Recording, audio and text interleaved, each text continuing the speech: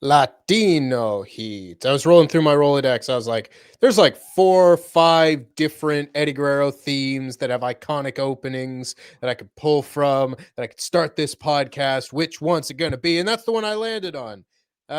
Shout out to Latino Heat, the pre-Mamacita version of that early WWF theme. It's a good one. Well, actually, I want to be that guy. Actually, it was Mamacita. Then it was Latino Heat because he didn't have a Mamacita anymore. Was it really? Yeah, well, fact checking me. How about that? Welcome, one and all, to another edition of Ruthless Discussion here on Wrestle Purists. I, of course, am Tempest, joined by my lovely and wonderful co-host, Sat Niangi. We've got a brand new Ruthless Discussion backdrop. Thank you very much, Monty, for the high-end quality that you are coming to expect on Wrestle Purists. But first, before we get into today's topic, Sat, what's causing all this? La Raza. That's a stinger from his film in WCW. I'm talking about Eddie Guerrero. I'm talking about Latino Heat or pre-Latino Heat. So Eddie Guerrero's had quite an illustrious career. Unfortunately, he passed away in 2005. Funnily enough, I don't know if you planned it that way. We are reaching the 20-year anniversary of him leaving this, earthly realm. And since then, you've had many different people telling you about his legacy. It seems like he's heavily influenced a lot of women in the women's division across many different companies. He's got a lot of kids. One of his most prominent one is illegitimate real fake son, Dominic Mysterio. Yeah. You had another child of his that was wrestling. I think it was Raquel Diaz was her name. Charles Guerrero's Raquel Diaz. And I don't know, have you ever seen the Eddie Guerrero DVD? Of course. Yeah. So when you watch the DVD, you feel such strong affinity with the kids. It's almost like, I know this family. I know his wife. I know his kids. I know his triumphant story. And when Charles Guerrero, she wanted to become a wrestler, I was like, yeah, his legacy lives. But we're going to talk about, I don't know, the ups and downs of Eddie Guerrero. Because you're going to mention it. A lot of people have their own viewpoint of who Eddie Guerrero is. One of the most influential stars of this century and the back half of the last century, indeed. I mean, there's so much that you could say about Eddie Guerrero, and it's kind of been a topic of conversation on the Twitter sphere the last few days. So I felt like it was a good topic to bring to our lovely little Ruthless Discussion here. Of course, we are coming up on 20 years since we lost Eddie Guerrero. So it is perhaps a bit timely as well to have sort of a retrospective kind of look at the career of the man and, again, the sort of influence that he has had in the decades since. And all this really starts kind of going based off of a Righteous Reg tweet. Shout out Reg. We love Rhapsody, and Grapsody. Yeah, look, let's rap. I love it. Tempest got great taste in hip hop, a female artist named Rhapsody, and he likes Grapsody. You know what I'm saying? Support black, content creator podcasters. One of the best is indeed Grapsody. I'm not saying because I've been on it twice and they shout me out sometimes, but great bunch of guys, and I enjoy listening to their content. They do like 3 hours. My commute is them because it's 3 hours, and I'm like, I need something, and the balanced discussion they have. Philip Lindsay is one of the best in terms of breaking things down. I feel like I took a lot from listening to you, him, and other people that I'm a huge fan of in this sphere in terms of breaking down character analysis of wrestlers and so forth. But yeah, shout out to those guys. Absolutely. I mean, I can't echo that sentiment enough. They're my guys. I love it. I in particular love Reg's unabashed passion and very direct criticism of when shit sucks, he lets them know. I love it too. Sometimes I don't feel like I'm trying to be like, Mr. Walk the Line politician. People might not believe that because I'm a very passionate person myself. But you're very passionate. Anytime Reg goes on with a mic in front of him talking about how some shit is fucking awful, I feel like, thank you. You're saying exactly everything that flows out of my brain. just as it would. So a lot of this regarding Eddie Guerrero starts with Reg just a couple days ago in a tweet regarding a clip and everything going around of Jushin Thunder Liger and Eddie Guerrero, then known as Black Tiger in Japan. Uh, and Reg tweets, I wish wrestlers would watch and pay tribute to these Eddie years instead of just fed Eddie stuff.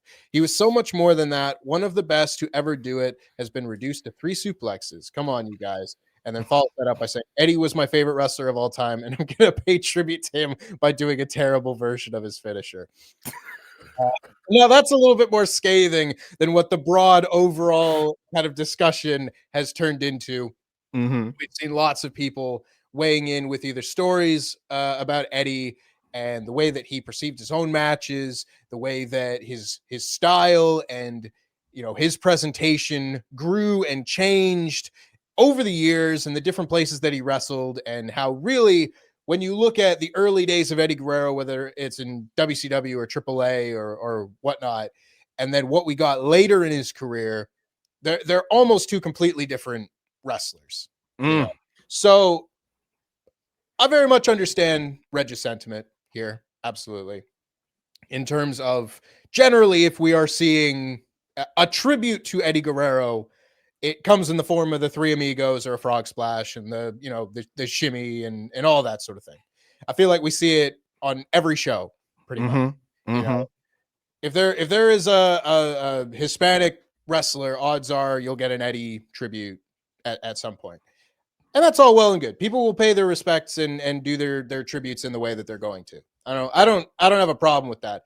But it does open up the discussion a little bit as to, broadening the impact of what Eddie left behind with his work and all of that. And I do find it very interesting, because when I think about Eddie Guerrero personally, yes, I think about the tremendously entertaining angles and characters and the charisma that he had in his later years in WCW and in his work in WWE and everything like that. But when I think about Eddie Guerrero, maybe this is just, the kind of thing that I in particular look for as a fan. I kind of put him at the very top of a particular kind of tier of wrestler and a particular kind of style of wrestling.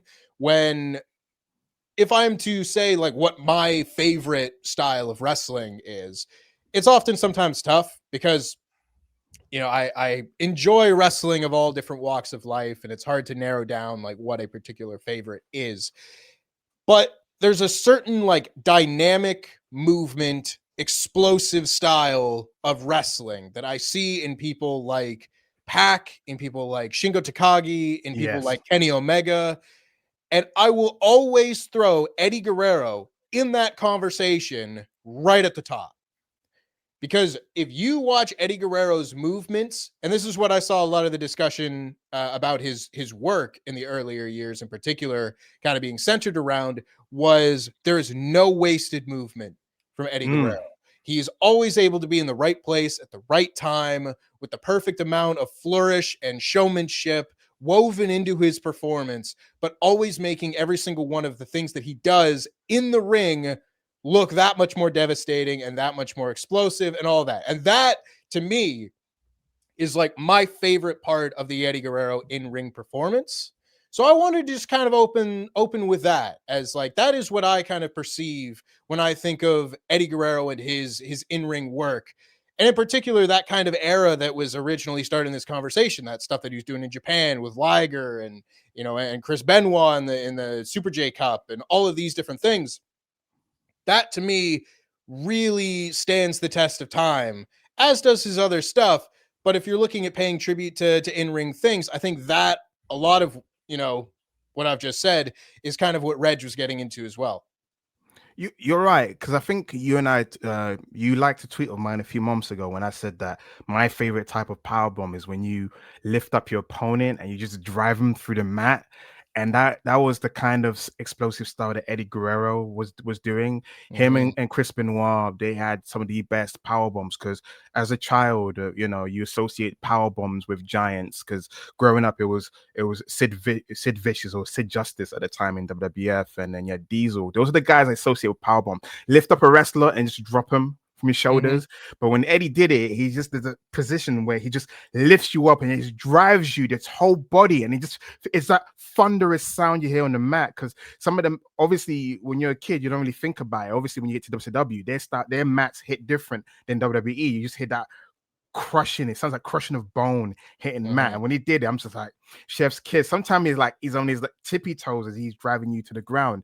And when you speak about Eddie Guerrero, yeah, his Japan run was. I feel like that's where he became an even more complete wrestler because in Mexico, you're doing the lucha style, and even though he was more like technical based, but he can still go off in the air. And but I feel like when he went to Japan and his work as Black Tiger too, that's when all of his skill set melded into one because he developed more of a strong style there as well in Japan, and then he takes it to ECW, and obviously. His ECW run is a run I knew he had later on because my introduction to Eddie Guerrero was in WCW. He was basically this guy, if you can see, this is the Eddie Guerrero I knew. So when I was watching WCW, he was just like a good hand, not to be like in a bad way, because that's how he was positioned. Is that any Hispanic or Mexican wrestler is just like, oh, these are one of the wrestlers is gonna have a good match and so forth. But for me, his breakout performance during that period of time, because there's the Eddie who looks like a Mexican Uncle Eddie, and there's the Eddie that toned down and got his mullet, put a little extra fuzz on his chin. And when I think about this Eddie, it's almost like me and you, we joke about, again, the character is crap, but you know what I'm trying to get at. Hmm. Recently, Jamie Hayter gets the whole, she looks like a different person every picture.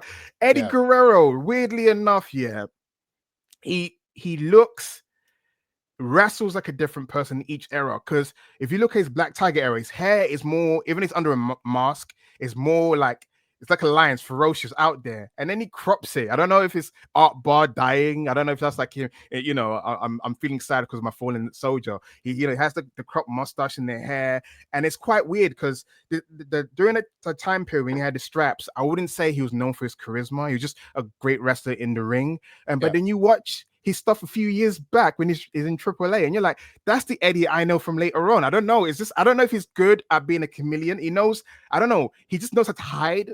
Because people say he didn't have that much charisma. It's like if you look at the AAA stuff, yeah, he found his charisma by Hmm. teaming up with Art Barr, but it's like he stops that part of himself. I don't know. It's just I always feel like when you see each different parts of Eddie Guerrero in terms of chronological order, in terms of who he is, it's a bit, it jumps around. You can't say, oh, he had this charisma and he kept it throughout. No, sometimes he would hide it. Sometimes he'd be like, I'm just here. I'm just doing what you give me to do. If I'm here to wrestle, I'm gonna wrestle. If you give me the microphone, I'll be a baby face. But if I'm a heel, I'm gonna go all out. But yeah, the guy was good at doing everything for me as a kid, and he's someone that followed for a long time. And we're gonna get to later on when he becomes world champion. He's someone I didn't think would become world champion because the lay of the land that a guy like him couldn't become world champion. And for me, when he became world champion, it was a testament to how much he's endured to get to that level because he persevered. A car accident couldn't stop him, an addiction couldn't stop him.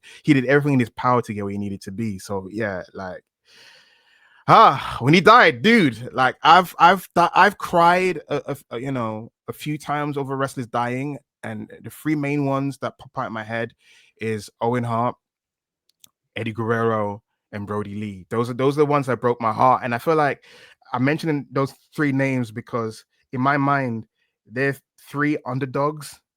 I think that's Hmm. part of the reason why it hurts me is like I know how much you guys had to fight to get where you are, and when your life is cut short, especially when you're almost reaching your peak.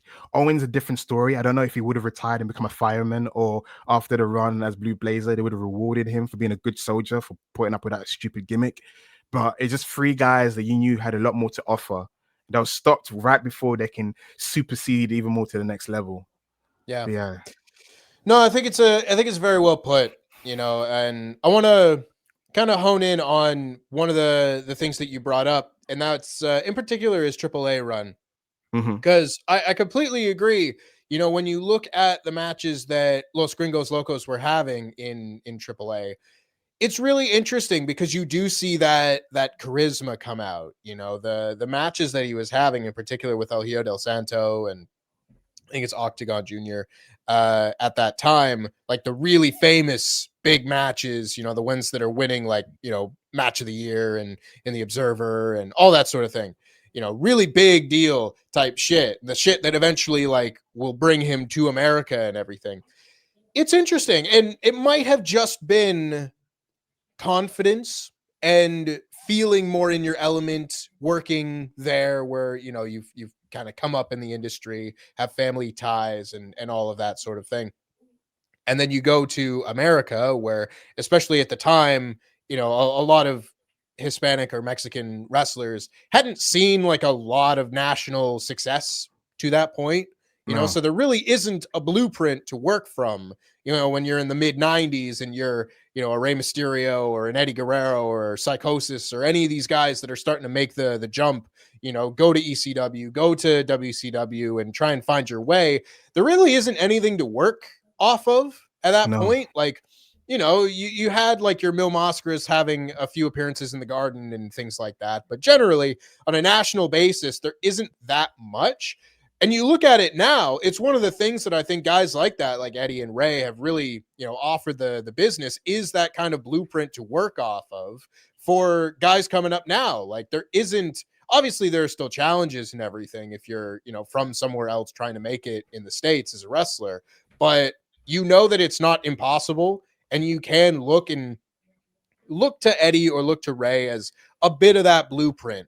So going into it at that time in like the mid 90s when they're starting to make that jump, I can't, obviously look inside his mind and tell you for sure, Mhm. but I think the lack of the charisma jumping through the screen, in those early kind of years in the States, it very well might just kind of boil down to like, okay, what do you have the most confidence in?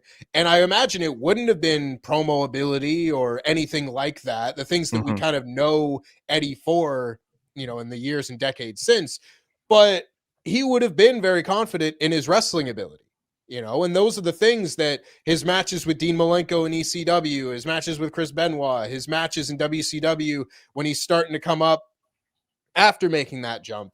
All of those things, those are what starts getting him known a little bit more in those, kind of US based circles and all that. And the other bits, the charisma and the mic skills and everything, he finds that in time. I think it might just be that kind of like do what you're confident in and Yeah. the rest kind of come later. You have to build the rest of it up working in this new environment, because even dating back to like the early days of WCW, I think it's like in 89 or 1990. Like there are stories where Terry Funk picks Eddie Guerrero as one of the guys to work with when he's making one of his little comeback tours because Mm. he sees that in Eddie. And this is before the Los Gringos Locos stuff. This is before the big run in the early 90s in AAA. So even then, like, it's very apparent to those who have, the good mind for the business that Eddie is one of those guys that is a cut above in terms of in-ring stuff. It is just interesting watching all of this happen, in if you were to watch it in real time, is you're watching a superstar kind of get pieced together right before your eyes, and I do want to kind of again make that point that if there isn't that kind of blueprint to work off of, if there isn't really a developmental anything like that to, go and send someone to work on their promos for 2 years before they go to TV and stuff, you are just kind of figuring it out as you go. And I think that just speaks even more to the quality of Eddie's work, is that he is able to find out how to cut those promos and how to bring out, the personality that we all know him for on the job. Do it like in real time as the years go by and we just get a bigger and better idea of what the Eddie Guerrero character ends up being.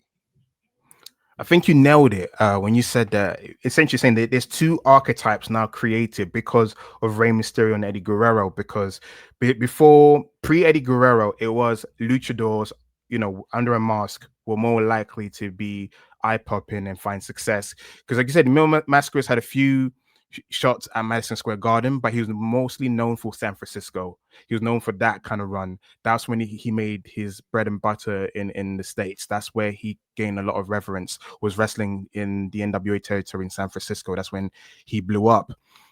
Obviously Ray's Ray. That, you know, I can't wait to do a retrospective on him one day. But there wasn't, in America, there wasn't a successful Latino wrestler that was without a hood. You know, Conan was the closest. He was considered a Hulk Hogan in Mexico, but he did not translate that aura, that reverence in the States, because they put him in bloody Dungeon of Doom. He did a few shots in the States when he was still wrestling in them tassels and in straps, but then when he became like one of those like cholos, and then he became part of the, you know, Dungeon of Doom, I'm like, that's not how you treat the Mexican Hulk Hogan. You know what?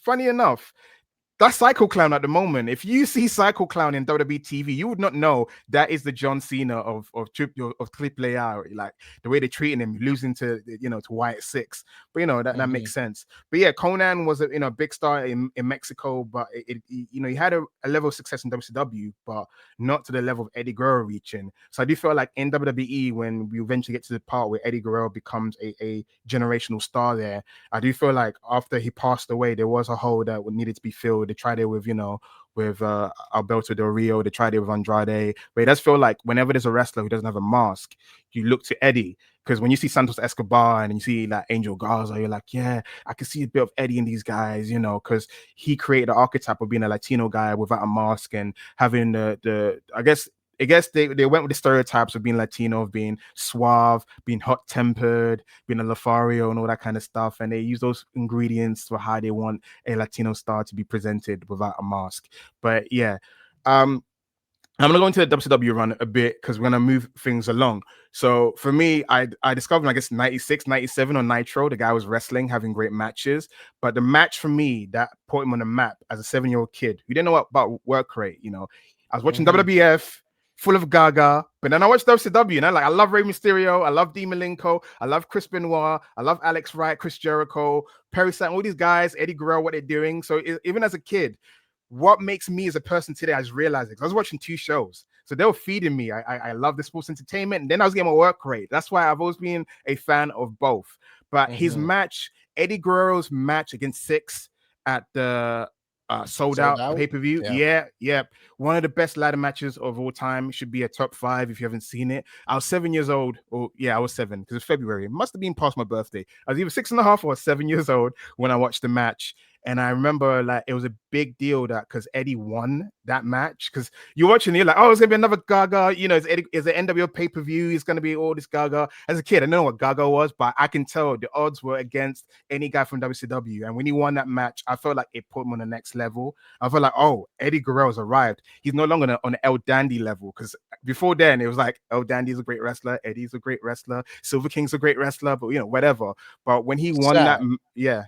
Who are you to doubt the great El Dandy?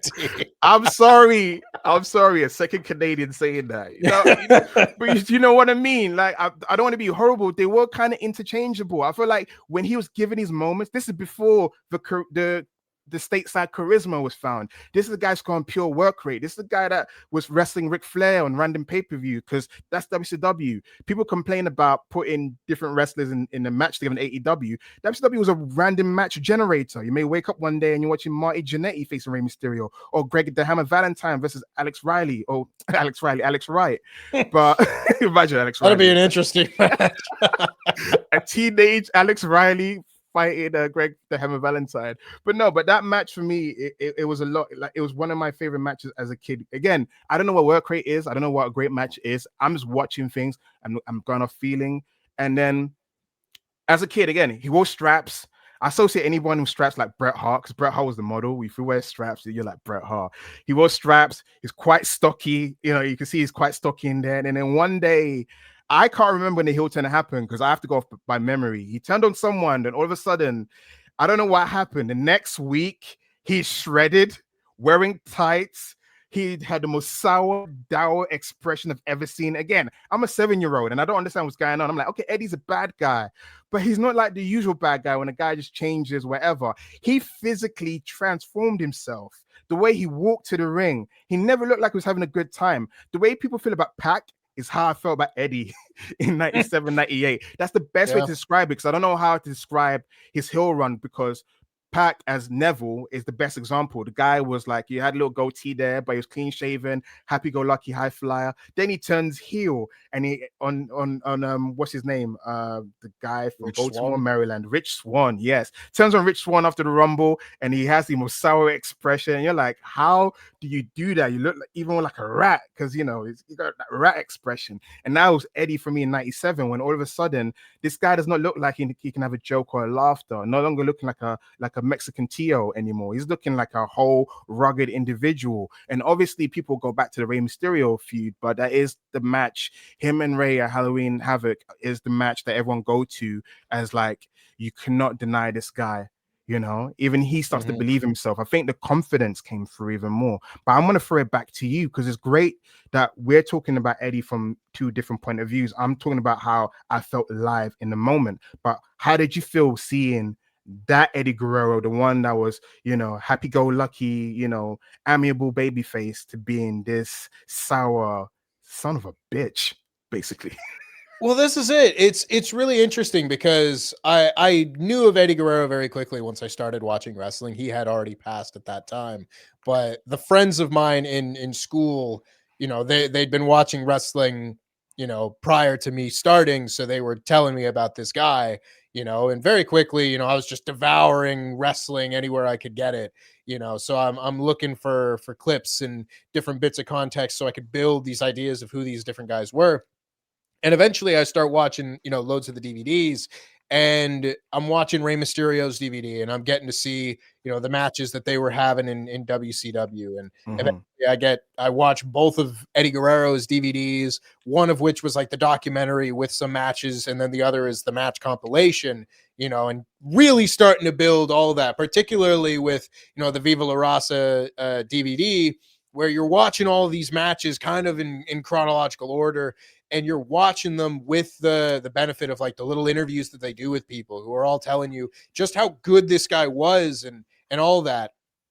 And he was one of those guys where he kept popping up on other people's DVDs, Mm-hmm. right? And I think that was always like a really telling thing, especially around that time, because he was good enough that the other top stars wanted to have the matches with him, you know. And eventually, like, those matches were good enough that they ended up on DVDs. If there were a bunch of guys that like I never went and saw like a bunch of fucking Goldberg matches on people's DVDs, right? You No. because because those matches, generally speaking, weren't very good. Just as an example, you know. But that was how I kind of built this perception of Eddie. And as I'm watching specifically Eddie's DVDs, you get to see, you know, him talk through the evolution of his, you know, his character, and get to hear other people start to tell how they were perceiving working with Eddie at the time. And I think it's really interesting because we talk about that confidence in his work, right? Mm-hmm. And you would think this guy, like, I'm sure he was very confident in being able to have a good match, but one of the prevailing sentiments that we've seen over the last couple days online, and certainly, you know, in interviews that you've had, like with Rey Mysterio and various other people, nobody was a harsher critic of their own work than Eddie, an Yeah. absolute perfectionist in every sense of the word, you know. And when you're a perfectionist to that level, you know, I think at a certain point he probably could have gone and given himself more of a pat on the back, because some of these are absolute fucking classics that he's going like, it just it didn't come out the way I wanted it, and blah blah blah, right? You know, but that level of perfectionism only would stand to, you know, elevate his game more and more and more, and make sure that every little thing was great, you know. So as I'm watching these things, it's funny that you bring up like work rate, not really knowing what that was, because that is like, you know, that is, I think, a lot of people's entrance to watching wrestling. And you watch, you know, your first like couple years of wrestling, and you realize that there are like, well, there are matches that you like, and there are Mm-hmm. matches that you don't like, and you don't Mm-hmm. know that you like the matches because the two guys are having a good match. You Exactly. watch it, and like I'm watching WrestleMania 25, and I'm watching that Shawn Michaels Undertaker match, and I'm like, oh, this is a really good fucking match. And then I watched Triple H and Randy Orton in the main event, and I'm 12 years old watching that match. And I was like, yo, this shit is fucking ass, bro. And I don't know what that means yet. I don't know what a good or bad WrestleMania main event is, but I know that I don't like what I'm watching right now. And that's how I felt watching a lot of like the Eddie matches on DVDs and stuff, because I would watch the matches that they would have him and Dean Malenko, just to throw an example out, in ECW, and they would start the video off the DVD, like both guys already in the ring. They just ring the bell and they go, and the match ends, and I think they shake hands, and then that's it, right? Yeah. There's no pomp, circumstance, no big entrance, no real characters on either guy to kind of go off of. You just have the commentary from Joey Styles and then what they do in the ring. And still, it resonates with me as a young fan because I know that it's great, you know? Watching those matches and being like, oh yeah, I want to watch another one of those, you know, and not having the ballyhoo of all the other things that typically make up, you know, the sports entertainment style of wrestling to go off of. And certainly a lot of the stuff that Eddie would come to be known for in his later years, it was just the wrestling. And so I guess to me, like, yes, I came to love, you know, again, all the very charismatic showmanship that we came to know and love from Eddie in the years in WWE in particular. But I really found the love early on of just his work, you know, and that I think really helps shape and mold my kind of tastes in wrestling at a young age. Because again, I'm like 12 years old watching Eddie Guerrero's DVD, and I'm watching all these matches that are just so crisp and excellent and just captivating in a very different way than a lot of his matches would be later. All that to say that those matches are fucking great. When you get to the part of the DVD when he has found that bit of himself and you show the Halloween Havoc match of him against Rey Mysterio, where you get the entrance where he's got the belt over his shoulder and he's got that like real like grumpy fucking look in his eye, and he's got the mullet and all this, like the picture perfect late 90s image of Eddie Guerrero. When he comes out and you can see this guy is now like, he's a fucking star, you know, even if he wasn't necessarily being pushed above, you know, cruiserweight level and everything, you can see the star qualities are there. He's eye catching and everything about him. He's got the character, the personality shining through, and pairing that with the classic in-ring match that the Rey Mysterio match in particular would be, is that's when I see it and go like, wow, that little did I know that if you watch the pay-per-views at the time, that those matches did not fucking happen very often, you know, like I remember I did a review at one point of the Bash of the Beach show where Hogan turns and they join the NWO and everything. And the opening match is like Psychosis and Rey Mysterio having a 4.75 star match. And that's the only 4.75 star match in the US in 1996. Yep. Like, you know, yeah, it's great. And you watch that through today's eyes and you kind of go like, oh yeah, that's a really good match. You could put that on Dynamite and it would stand out and still be great and everything. And it's like, yeah, but you also have to realize you watched that then. You weren't getting that fucking match on Nitro the next night. You weren't getting that match week in, week out, like you kind of see today. So you're watching this match, you're watching the Rey and Eddie match, and as you start to get a little bit older in your context of the time, and you know what your vision of what wrestling was at the time starts to get a little bit more broad, you just start to appreciate that match more and more and more and more. Is it's not just a great match, it's like one of the greatest matches of the era. And to be able to do that, I think that kind of time in particular, you know, is where you see the charisma and the in-ring work really start to meld. And you know, injuries and everything will make some of those really incredible matches a bit more difficult for Eddie to do as you know the years go on, you know, and everything. But at that time, I could totally see an entire generation of fans and future wrestlers just being influenced by everything this guy did. Because if you wanted to be like that character, again, there's the blueprint of your Santos Escobars, of your, you know, Angel Garzas, everybody that can sort of fit into that mold. you have this to steal the notes off of. Mm-hmm. You have one of the best of all time doing it in a way that no one had ever done it before. Well said. So one of the things, obviously, that put Eddie on in terms of being one of the greats of all time was, in addition to having great matches, it was his personality. Like we mentioned it earlier, his tag team bar as La Barra del Terror, because that was the tag team name. Because I know there'll be someone in the comments, Los Gringos Locos was a faction. Yeah, I know that. including Madonna's boyfriend and Conan. Conan likes to be in every group. That's something you'll find out if you do your history. He loves to be in every single group that's popping. He can't help himself. But yeah, but then I like Conan. I'm one of the few people that still love his WCW run, because he's one of the guys that benefit from the Wolfpack push. But yeah, his personality. I feel like in '98 they made a bid. I don't know, half-assed bid to make him a star in LWO. And then obviously that was short-lived. There's nothing to write home about.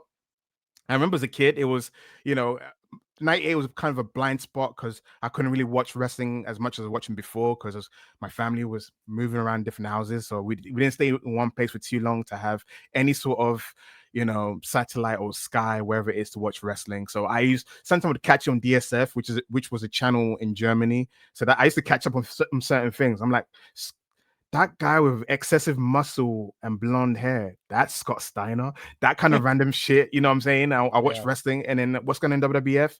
Kane and so when I saw LWO, all it was Rey Mysterio constantly not wanting to be part of the group, and he get beat the crap out of to put a t-shirt on him. And then I remember like Eddie had the car accident, which took him out for a few months. It should have been longer, but he went out for a few months. Right? It should have been a lot longer than it was. Right? It's saying that he lived through it, let alone came back after just a few months. Right? Because I remember, was it Ray was the only one? This is like the Rey Mysterio and Eddie Guerrero relationship story. You can say whatever you want to say. They probably had a relationship before WCW, but I do feel like the WCW was the origin story of them as friends and groups. As friends and being in a group together, because there's LWO. Ray didn't want to be a part of it, and in the end, he was the most loyal soldier. When the NWO Super Elite group, wherever it was, were like, if you don't leave, we're gonna beat your ass, and everyone dropped their t-shirt, and Ray's like, no, for honor of the LWO that I didn't believe in, I'm sticking with the t-shirt. I was like, okay, Ray, I guess you're a ride or die. Wherever it is, or Stockholm Syndrome, because you think you'll be the first one to leave, but no. And obviously, I want to shout out Chavo as well, because the introduction to Chavo was around that time when Eddie Guerrero was going through that heel run. And I remember as a kid, I'm seeing Chavo Guerrero Jr. on the fake wooden horse, and I was like, oh, his name's Guerrero. He must be related to Eddie, because at that time they weren't hanging out anymore. I missed the whole him going crazy, and that's why he's on the wooden horse. And Juventud Guerrero's name used to confuse me. I was like, is he a Guerrero? His name's Guerrero. He's youth warrior. But Eddie, again, as a kid, I have to say this is real time. It's like a diary in my head going off of what was going off in my head at the time. But anyway, Eddie comes back a few months, looking lean and shredded, very lean and shredded. I remember because at that time he had like a ponytail of his mullet. And then I was happy to see him back, but I didn't really know what happening. And commentary was talking about him being in a car accident, being gone for a few months. And this is when I was watching WCW on Worldwide on Channel 5. So they had a compilation of all the shows. So I got to see Eddie on the B shows, and him just finding his groove again. And I feel like the precursor to Latino Heat was indeed Filthy Animals, when he teamed up with Ray, Conan, and Billy Kidman and Tori Wilson. Later on, Disco Inferno will join in, whatever. Juventud Guerrero was also part of the group. His charisma that you see in his introduction in WWE was based off how he was acting in that group. That's when you start seeing the Latino heat. But the funny thing is, again, as a kid, I didn't remember Eddie Guerrero having a Mexican accent, because as some people may or may not know, he's actually Mexican-American because he grew up in El Paso, Texas. And if you hear him cut a promo back in those days, I guess the coffee promo is the most famous one from that time period. He's an American guy. He's very earnest way of talking. Yeah, when he gets angry, he can dial it up. Oh, dear. Well, we might have lost Sat for a moment. I'll fill for time until he comes back. Because yes, that kind of time. Oh, hang on. No, we're still without Sat. It's fine.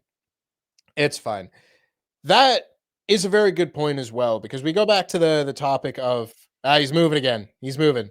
I didn't have a point. I just filled for time with a bunch of stammering and nothing. So anyway, going back to you, but I will say just like yeah, Yeah, please. the promos and everything are really interesting because you talk about that confidence and everything. There are a lot of interviews with Eddie and people around him that'll tell you like he was a really like shy person, you know, Hmm. same way, like you see a lot of like big stars, that come through WWE or pro wrestling in general and everything. And they might be these loud, bombastic characters and everything, but if you do an interview, they're actually very quiet, soft spoken, all these things. And if you're looking at like the evolution of a character and a guy and finding himself and able to do those things, yeah, it maybe doesn't surprise me quite so much that someone who is shy and soft spoken will need to take a little bit more time to find their way with promos and a character that probably isn't very much of their real self, but Hmm. find ways to take their personality and dial it up all the way to 12 so that they can go out there and put on the characters that we will remember. As I Weirdly enough, the internet stopped me as I was getting to the conclusion of my point. I was about to say that the one good thing WWE did for him, besides giving him the title, was the Cheech Marine accent, I guess. Because when Mm, you think of Eddie and the way he cuts promo in that accent, you kind of smile and it gives you that warm sense of feeling. And then you think of Eddie cutting a coffee promo, and I'm like, that's his real voice. But I don't know. It's like, you know what I'm saying? He sounds more confident and he sounds much more animated in that accent, and that made him, what's the word I'm looking for? It made him much more accessible to all the audience at home. That accent, the way he delivered that promo, you can say it was the cachet of him in China being a pair. mm, People loved that. That opened the doors for him. But that accent, in addition to great work rate in the ring and the way he debuted in WWE, it opened doors for him to reach that next level. Because now let's drag him to the year 2000. Let's drag him into the WWE. Let's drag him in, injuring his elbow, doing that frog splash. You're a wrestler. Well, you did wrestle. How did you feel seeing him hit that frog splash and then you see like his elbow got out of socket when he did that? mhm. It's one of those really unfortunate, like, first match in a new place, and maybe people forget, maybe people have a good memory, and I need to give people more credit, but it's one thing to get injured in, like, your debut and everything, like, that's really unfortunate. That will derail any kind of momentum that you could have possibly had coming in as a new group, jumping ship from the other company, in a very quick turnaround and all of these things. But like the stipulation of that show is they're doing like the 2 out of 3 deal where they've Mm-hmm. got the Radicals against, a bunch of WWF guys, and the Eddie match is the one that the Radicals needed to win in order to even it up to then go into the main event where Triple H was gonna wrestle Chris Benoit. Mm-hmm. And they do that, and Eddie breaks his or dislocates his elbow or whatever the injury was. He hits that frog splash, hurts himself, and then needs to get pinned. And it's like, well, now the Radicals are down 0-2, so there's no reason to have this main No. event. Like they've already lost this deal, but we'll do it anyway because this was, an audible, and we go on. But oh, just could not have come at a worse time for the structure of that show, for the trajectory at that point of Eddie's career and all that. And obviously ended up working out for the guy. Like, he recovered and in very quick fashion, Again. managed to very, very quickly managed to put himself in a very prominent position on the show, with an act that people were into and remember well, and was able to have matches, win titles, all these sort of things. But man, you want to talk about making a first impression in a brand new place. It's a nightmare. You look at these guys that unfortunately have you look like Wardlow, coming back after a year gone and everything, and he comes out and he hurts himself in his first angle and he's gone again. Obviously Eddie wasn't taken off TV at that point. He was just No. walking around in a sling, but a very inauspicious start, to and for a lesser talented guy could have just been done. Like that's it. You're run. Oh well, That's unfortunate. We're going to give whatever that spot was going to be to somebody else. But thankfully, for Eddie and all of us who are fans of his, one injury on his first night does not derail his career like it could have for anybody else. Well said. So, as a 10-year-old watching the Radicals go from WCW to WWF, and I kind of missed when Jericho started WWE. I know. Again, I grew up with all these guys. I don't. It's horrible to say it, but I do think of them as the Vanilla Midget Squad because that's who Nash was referring to. They were great guys, and Jericho's one of them. Even though he did have more outgoing charisma than the most of them. But when they came to WWE, I had such a strong affinity for them because I remember as a kid watching wrestling, I've always rooted for them. I don't know, subconsciously, I always knew that they had an uphill battle because there was no dirt sheet as a kid. I just watched them and enjoyed them wrestling. And then I remember finding out, like, oh, Chris Benoit trained with Bret Hart's dad. And, I was like, oh, I love that even more. He's Canadian and there's that, connection with Bret. That's what went through my head, like that, how that bled into things. And then, Eddie Guerrero is, he's one of my favorite wrestlers. Sometimes he could be a conniving bastard, but I still love him, for goodness sake. I still love that guy for some reason. And you had Dean Malenko, who I feel like is underrated in this generation. And is a shame because someone posted today the clip of him and Lita. That is, I guess, his most famous feud in WWE was him, being infatuated with Lita and him being rejected all the time. Because you hear in real life that he's got such a great dry wit that couldn't be translated to TV. But then again, if you do watch Dean Malenko's stuff post Radicals when he was hanging out with Perry Saturn before the whole Moppy thing, stuff like that, you got to see more of his wit in those backstage segments. But it's so understated that it's quite hard to grasp that. But I'm going on a tangent. But anyway, Eddie Guerrero at the time was in a storyline where he was infatuated with someone, and her name was China. So that was a real weird storyline for me as a kid, because as people remember, China has been in that kind of storyline before with Mark Henry, and we also how that ended up. So I didn't know where this storyline was going. So all I know was like Jericho and China had that Warriors respect thing where like they had a battle over the Intercontinental title, and then it became a pair, the most anti-chemistry pair you've ever seen. Does not make sense, right? You would say that, right? That's what you would say. I mean, Jericho said it himself. Like what Eddie did with China was what he couldn't, and that was make it good. So it wasn't a high bar to try and supersede. But no. I mean, Eddie and China is still one of those pairs that people look back on as one of the highlights of his career.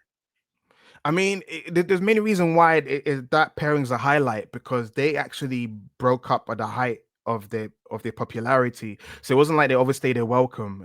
They were just a pair within just the year 2000. They did not bleed over to 2001. In fact, when you get to 2001, they're barely interacting, which is a shame. But when that pairing became a thing, I remember like China turning on Chris Jericho the next night on Raw, I think it was, for the European title match between Eddie Guerrero. And I was like, what are you doing, China? You don't like this creep. Russo Swerve, because Russo Swerve was still a thing in the 2000s. He may not have been there, but I still feel like Vince Russo's blueprint was still all over storytelling. So they become a pair. And then all of a sudden, I don't know, man. Like, when you talk about chemistry, people you wished were a real life couple, that was close to it. Even though I was happy that, he had Vicky and stuff like that, I don't want to push it that far. But that is what China needed. If in real life her partners with Stephanie McMahon, it was good that she had her own, storyline boyfriend as well, and I was happy about that. But it's also it cast China in the most beautiful light ever. Like it put her as a love interest, as a sex symbol. And then a part of me always wanted that for Andrade and Charlotte Flair. It never happened. But I always felt like Charlotte Flair had it in her, and that was the one run we were waiting for it to happen. They waited too long. And now they divorced. This is what happens when you wait too long. The whole wait and see. You should just put them back together. But anyway, as I digress, that pairing was incredible. It was lovely. Eddie Guerrero as European champion. Eddie Guerrero coming to Backlash in his prom trousers and stuff like that. I remember he was feuding with bloody S.A. Rios and Lita and the theme music as well. I was vibing with the theme music. Even though his WCW one was so hypnotic, like I love his WCW theme song, but the Mamacita, you want some Latino heat? That was a vibe. And also, it was the first time he used Lowrider was that Backlash, arrival. He wouldn't use it again to probably 2002, 3. I don't remember if Los Guerreros are using Lowriders in 2002, 2003. Because I know they definitely used it. They certainly were at a certain point. Like I think they go through a, not to jump ahead to Los Guerreros stuff, but like Los Guerreros, at the back half of 2002 are heels. Mm-hmm. It's not until the lie, cheat, and steal vignettes start playing that they really start to become this like babyface duo. With all the things that we remember about them. So maybe not in 2002. I'd have to go back and look because like Survivor Series, they're still Yeah, they heels. didn't have it. Yeah, they They didn't have win it. those tag titles and they're still bad guys. And that's pretty close to the end of the year. So might have been 2003, but fairly Yeah. in their run. Yeah. So there you go. Fact check. But yeah, in that middle of that run, he turns heel because China doing the Playboy thing, and I don't know, but I want to get, what was your thoughts going back on seeing Eddie's run during the Mamacita period? Because Latino Heat, she loves her some Latino Heat. How did you feel when you saw that part of Eddie? Was it in your mind? Was it like, is that your favorite version of Eddie? I guess everyone's favorite version is the one that comes later. But how did you feel about this version of Eddie Guerrero with China and with his Mamacita? How did you feel about that version of the character? It's really interesting because when you look at the various different like the different bits of Eddie as a character in Mm-hmm. the WWF, it's it's really interesting to try and categorize a lot of them because you have this era where he's Latino Heat, Love a and then you man. have like the lie, cheat, and steal era Mm-hmm. that kind of lasts like the rest of his career. But there's like the heel turn in '05 where he and Ray go through their whole rivalry. That's its own kind of little section as Mm-hmm. well. So Yeah. there are these different bits that are still remembered very fondly, but I don't know that this isn't like the strongest work that he did like as a character in the WWE, like it is so consistently entertaining. And you talk about China, like, China obviously had a lot of success within WWE and is remembered very fondly, Mm-hmm. by loads of fucking people. So many people that I talk to have her as like, one of their favorite wrestlers of all time because of, the very unique character that she was. But her presentation always was very unique and strong. But I don't know that you get to see a lot of China as a wrestling character, outside of just being, the kind of stoic but strong, woman wrestler who's, big enough and strong enough to compete with the men, like she doesn't really do or say a whole lot in DX, she's just kind of there to be imposing and she does that very well, but you don't get to see a lot of what she could do as a character. Now, there are loads of people that would say that, she's not a very good promo and various things like that. So maybe the range of what she would be able to do as a character wasn't as wide as various other people. But Mm-hmm. when you go and take someone like that and you hone in on something that everybody gets attached to, everybody loves as a character, that's what I think this run really was. Like Mm-hmm. it's a lot of the best work of what Eddie does in the WWE, but it's also by far the best character stuff that China does in Correct. WWE. Mm-hmm. And that I think just as a package, like as the two of them together, I think elevates both of them in a way that lots of the other different runs here, there, and everywhere of the time don't necessarily do. You don't get to see both halves of things get elevated on that kind of equal tier. So I really like this work. I think the stuff with the prom is incredibly entertaining. I think all of the different bits of like Eddie trying to block China's Playboy edition from coming out and all of these different things. It's all just so incredibly entertaining. And it's one of those things that without this kind of run, I don't know what necessarily sets Eddie apart from Dean Malenko and Perry Saturn, Mm-hmm. through the time. Because, like, you've got Chris Benoit, who is considered by many to be among the very best in ring wrestlers there had ever been. So, even among great wrestlers like Eddie and Dean, and throw Perry Saturn in there as well, Chris's work was able to kind of put him on that kind of like higher mid-card tier, like was able to kind of mix it in with that tier of like, you know, you could throw him into a match with Triple H or The Rock and he could kind of, you know, he could fit in there, but then default back to the Intercontinental Championship kind of tier. Whereas, you know, the other guys in the group weren't really able to do that. Eddie, I think, would more likely fall into the tier of the Dean Malenkos and the Perry Saturns, if not for his ability to take hold of this incredible little character run, latch onto it, and give it something to make him stand out in a very stacked mid-card era of 2000 WWF. That, I think, just it speaks volumes to what he was able to do at that time as a character and just as a wrestler in general, because those matches are really good, you know, during that time as well. Like, you know, it'd be very easy for the character to supersede a lot of what he would be able to do in ring at the time, because you kind of see that a lot of the time. I mentioned it in my recent Tony Storm video. It's like a lot of those early matches where you have like a really heavy kind of gimmick character where the character is what everybody's kind of falling in love with. It takes a little bit of time to make a character that is so ham-fisted and entertaining work within the context of wrestling matches. You know, a lot of the time it feels like almost a distraction from the match, and they don't work in a cohesive manner.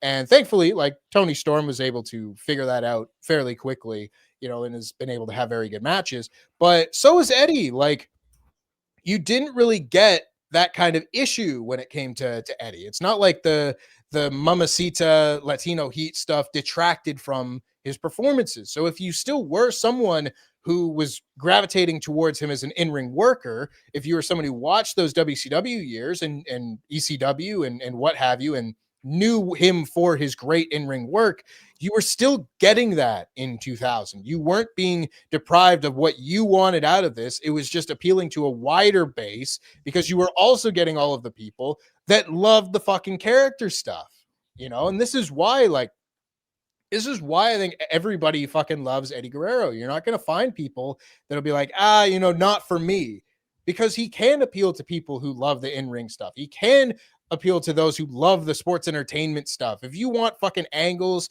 and all this, he's fantastic at every certain different thing. And you see that more and more as you get into the later years in the early 2000s and the run he had on SmackDown with various people that we will get to. He is able to do so much different stuff and make it work within the context of wrestling that I just don't think enough people are able to do. And when you get back to kind of the core of a lot of what we're talking about here, and what started this discussion is that kind of like there Eddie Guerrero is a very multifaceted performer, very multidimensional. Yes. It's very easy to, you know, look at Eddie and have an Eddie tribute either be one of his signature moves or doing the hit the chair on the ground, throw it into the person's, you know, hands and then lay down spot. You know, the lie, cheat, steal stuff is some of the most entertaining stuff that was on WWE TV at the time, and it's what a lot of people would have grown up with. But there are so many layers that are also worth analyzing in order to get the full picture of not only just why Eddie was great, but why that stuff in particular was so great as well. Wonderfully said. And then another thing that also became a constant in Eddie Guerrero's career, especially as a character, was Eddie's temper. So Eddie's temper is the downfall of the pairing with China, because I was thinking about the whole jealous boyfriend trope, and I was like, oh yeah, I guess it did start with Mark Merrow, you know, and Sable, because Mark Merrow and Sable, Eddie Guerrero and China, Test and Stacy Keibler, Mike Knox and Kelly Kelly. There could be more, but those are the main ones I remember. You know, shout out to me for remembering that in the in the chronological order that I did. But yeah, his temper always, because during that time period of time, right, you go from this beloved couple, you can almost go in the golden couple of WWE, even though Triple H and Stephanie wanted it to be it. No, the golden couple was Eddie Guerrero and China, and then she does a Playboy, and then, you know, Eddie's in the middle of a feud with, well, Rikishi gets involved because he was buddies with them. I did a dance with you guys one time. Hey, you know, we're buddies, you know, and China's Intercontinental Champion, then she loses it. Eddie, like, there's so that whole autumn period, that unforgiven period of when you watch it, it's almost like you see the genesis of the Eddie you're gonna get later. Because I remember that thing when he was meant to face, I think Eddie was meant to face Rikishi, but he had a cold. And I think China was going to sub in for him. And he comes up with duvet and stuffy nose and China's checking in on him and stuff like that. That kind of layer of a character. He's like a little rascal.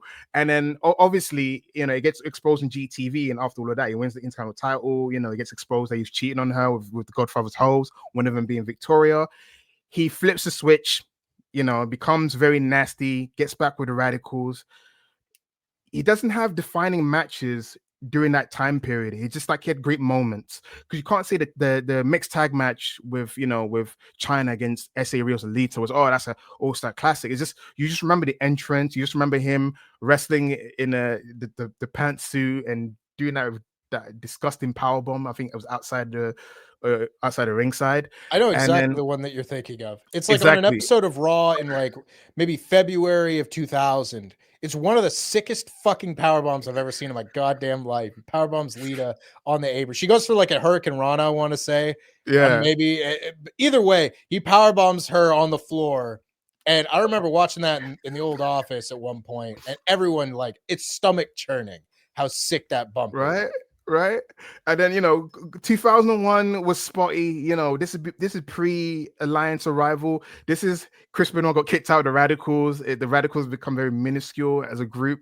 Then he wins the European title against Test at WrestleMania 17, and then he inexplicably leaves the Radicals, teams up with the Hardys, and then this is the weird thing. So Eddie Guerrero team up with the Hardys. I call that a precursor to Eddie and Batista, because both stories never get a conclusion. Because the first storyline, he gets suspended and he ends up getting fired down a year. It was like he was enamored with Lita, but him being so enamored with Lita made him an adjacent to the Hardy Boys. And I don't know, maybe Matt Hardy said something. I don't know what the outcome was meant to be, but his first WWE run was left on a, on a positive note, if I can say. And then obviously he has that incredible indie run. I feel like that kind of does it's kind of like shit get off the pot kind of thing. Is like if you go to the indies, if you can rehabilitate your career and make yourself undeniable, that says a lot about your skills. That's why they say you need to go to the indies and show what you've got. Eddie did that. Rey Mysterio did that in late 2001, early 2002s. He comes across guys like CM Punk and a cast of characters in ROH, teams up with Amazing Red and leaves and goes back to WWE. And that is the run, the start of the second run, which will lead him to becoming WWE champion.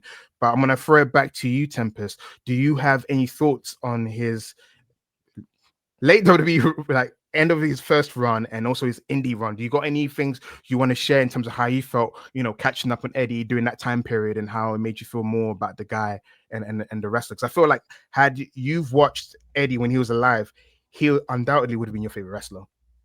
Oh, absolutely. I mean, even today, he I forget where he placed exactly the last time I did a list of my favorite wrestlers, but is definitely in the top 10. He's always been one of those guys that stands out. And it's really interesting because I've always thought of that first WWE run as just kind of ending with a whimper a little bit, Yeah. it doesn't have a lot of highlights after that China run. It all just kind of, you don't get the conclusion to storylines. You don't get he's wrestling for the European title at WrestleMania, Again. there's not a lot to a match like that. You can do your best with it, but it's not a match that people remember from WrestleMania X7, at all, So when I then start getting older and I'm watching CM Punk does a shoot interview back when he's still on the indies and everything, and they're asking him about how it was wrestling Eddie Guerrero, and he's just like, it was fucking awesome, and talking so positively about wrestling this guy. And I remember there was one bit, I want to say there was a Comic Con panel that CM Punk was on where he was asked to rank his 5 favorite opponents ever. And this was in maybe 2012 or something like that. So, there's 13 years less of potential choices and everything, with a vacation, 7-year vacation in the middle, of course. But at the time, he was just number 1 with a bullet, Eddie Guerrero. and it always spoke to me that, like, yeah, you got your guys in WWE, who he would rank on a high level, like his great matches with John Cena, his matches with Rey Mysterio, his matches with The Undertaker, all of these things. But it's like, yes, but Eddie Guerrero is like, oh yeah, these are all the greats of this era. Here is one of the greats of all time. Mm-hmm. Not to say that Eddie or that Ray or Undertaker or whoever aren't in that discussion. It's a conversation for another time, obviously. But like Eddie was very clearly on a tier above, with CM Punk's regard. And I do think it speaks very highly to, the level of work that Eddie was willing to do. And again, one of those deals where you hear Eddie talk about these things, you hear other people give interviews talking about Eddie's perspective, that the wrestling matches with the fewest fans are the ones where you need to work the hardest.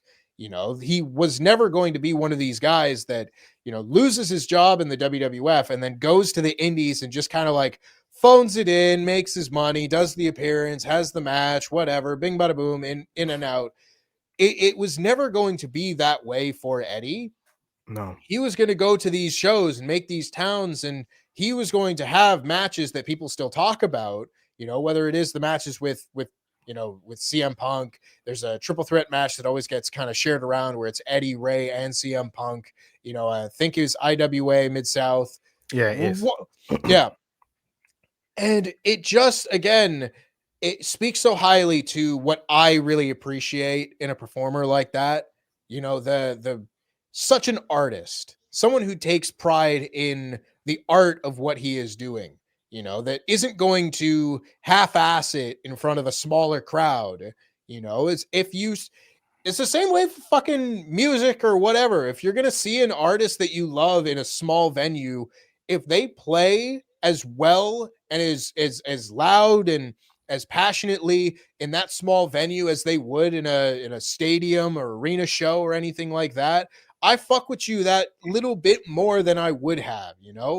It's very much the same way with wrestlers. If you are going to go out there and have, like, your indie run after you get released, and it's nothing really to write home about, you're going to see fucking the guy's name on the poster and it's like, so and so from WWE, and it's like, oh, maybe you go and see that guy, because you're a fan of them and everything. But if you're one of the guys that, like Eddie, will go to the indies and have a run, and then you end up with a generation of indie guys who talk about wrestling you and what a great formative experience that was for them, it all just, like, that to me weaves together a more cohesive, better pro wrestling industry because of guys like that, because of performances like that, because of people who have the kind of outlook on wrestling and how you perform and taking that kind of pride in your work that Eddie does. I really, really, really appreciate that sort of thing. And I love those fucking matches too. Cause like CM Punk, I think at that same, it might have been in his 2012 DVD or something like that. It was like he thought he was really good, and then he got in the ring with Eddie Guerrero, and he was like, "Oh God, I'm fucking terrible," Mm-hmm. And he's able to go in there and learn from a guy like that. It's too many guys who would be able to go hit the indies and the people that they work with not learn from them the same way that someone would learn from Eddie Guerrero. And there are plenty of guys out there that would fall in the same bracket as Eddie, and I appreciate those people very much.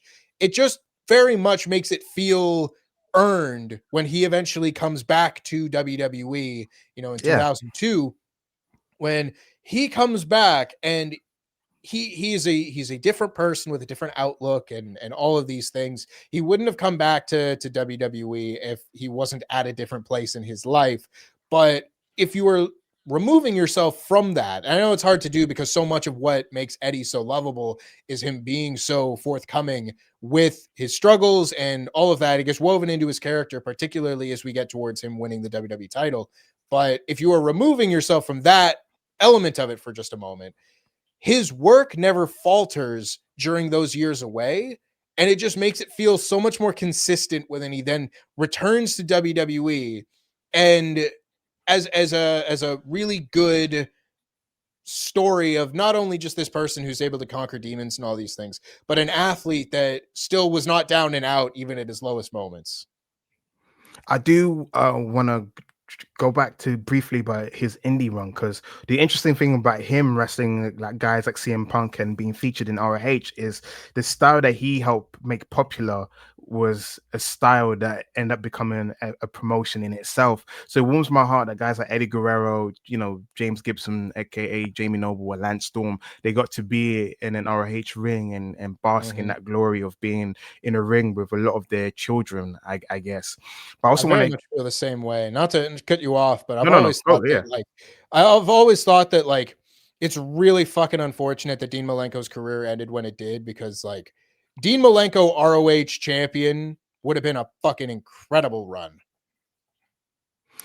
You know what? Yeah, Dean Malenko seems like a topic for for a mini discussion, because to do one day, because a lot of people blame him for a style of technical wrestling that doesn't resonate, because people said that Dean never played to the crowd. His style was like, I'm gonna go in there and wrestle, and apparently people blame him for that. So it's like, again, there's many different variations what technical wrestling is. The Zack Sabre, junior style is very much, rooted in the old school, world of sports style wrestling, and then you got Dean Malenko style, which is very much as a honing. You could say Dean Malenko style is much different from Bret Hart's style of technical wrestling. And then when you even talk about Kurt Angle style technical wrestling, I feel like Kurt Angle technical wrestling only came out on special occasion, because his style is rooted in the WWE style. Because of his amateur wrestling background, he includes suplexes and he's more explosive. But his style of wrestling is quite hard to nail down and call it technical, because Kurt Angle's not really a technical wrestler unless he's in the ring with Malenko and not even Malenko, sorry, Benoit and other wrestlers of that ilk that can actually bring it out of him. But yeah, so just to go back to what I was saying about Eddie Guerrero had a brief run in New Japan. I need to shout out. He was part of Team 2000. He teamed up with Black Tiger. That was in March, dude. He didn't last long because he got swiped back into WWE in April to start a dream feud of Frog Splash versus 5-Star Frog Splash. And that is the feud with Rob Van Dam for the Intercontinental title. And obviously, during that time period, he starts an alliance with Dean Malenko. They become this terrible duo that were just trying to run roughshod, and then get split up eventually. But he had a nearly feud with Stone Cold Steve Austin that didn't really amount to anything because Austin left. And I feel like a lot of people always felt like a what if sort of thing. Some people kind of put it as a mythology, like had Stone Cold stuck around, that match with Austin probably would have elevated him in 2002, because Austin didn't always often have mini feuds with wrestlers that weren't main eventers. So that is a huge thing for people to understand, because we're like saying, oh, what's the big deal about Austin and Eddie? It's like, well, Austin didn't even cross paths with him in 2000 when they were both around each other in that late portion of late 2000. Austin comes back as a full-time competitor. So for them to actually start feuding in 2002, it goes to show you when they brought back Eddie, they had grand plans for him. It goes to show you a guy that's 5'8", 200 plus pounds, you will end up being 220 pounds. How much a guy like, it sucks to give a guy credit, but you kind of have to.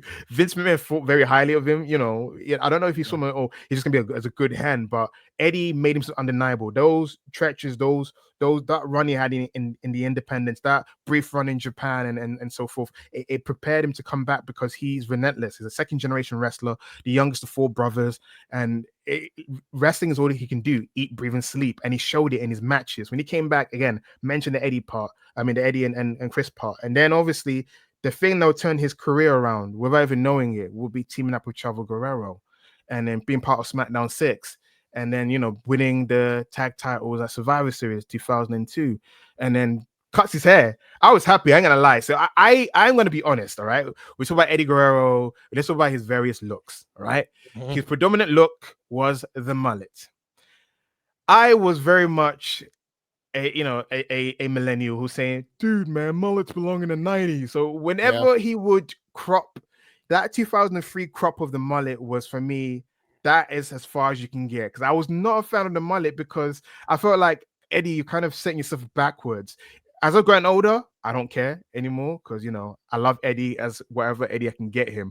But my favorite look of his was 2005 when he had the curtains. I did like when he cut his hair, the frosty tips, hair grows out, and he had it just right here. I just love that look. It's the first time he actually had that look, because before then it it was mullet or you crop it, mullet or you crop it. That was always his go-to hairstyle, except for briefly in 2003, is immortalized in SmackDown. Here Comes the Pain when he shaves off his head, and then that's part of the vignettes of Los Guerreros. What were your thoughts on Los Guerreros in that time period, and did it make you even more of a Chavo Guerrero fan during that time period? Yeah, I mean, I suppose it did in a weird sort of way. I've never really been a big Chavo guy, just Really? generally. Well, it's like when I started watching wrestling, Chavo Guerrero was the ECW champion, Right. and was having a poor run as like the least interesting member of La Familia and that sort of thing. So like he was running around with the heel group, and I didn't really give a shit about the ECW title at the time. Like I wasn't watching ECW. ECW was on like on Friday nights at midnight Oh, in Canada. Like oh, fuck that. it was on multi-day tape delay. I only ever tuned into ECW if like fucking Christian came back or something like that, right? It was very rare for me to care. So, and then when I see Chavo, lose at WrestleMania to Kane in 7 seconds or whatever it was, it was not a time where Chavo Guerrero was like a highlight.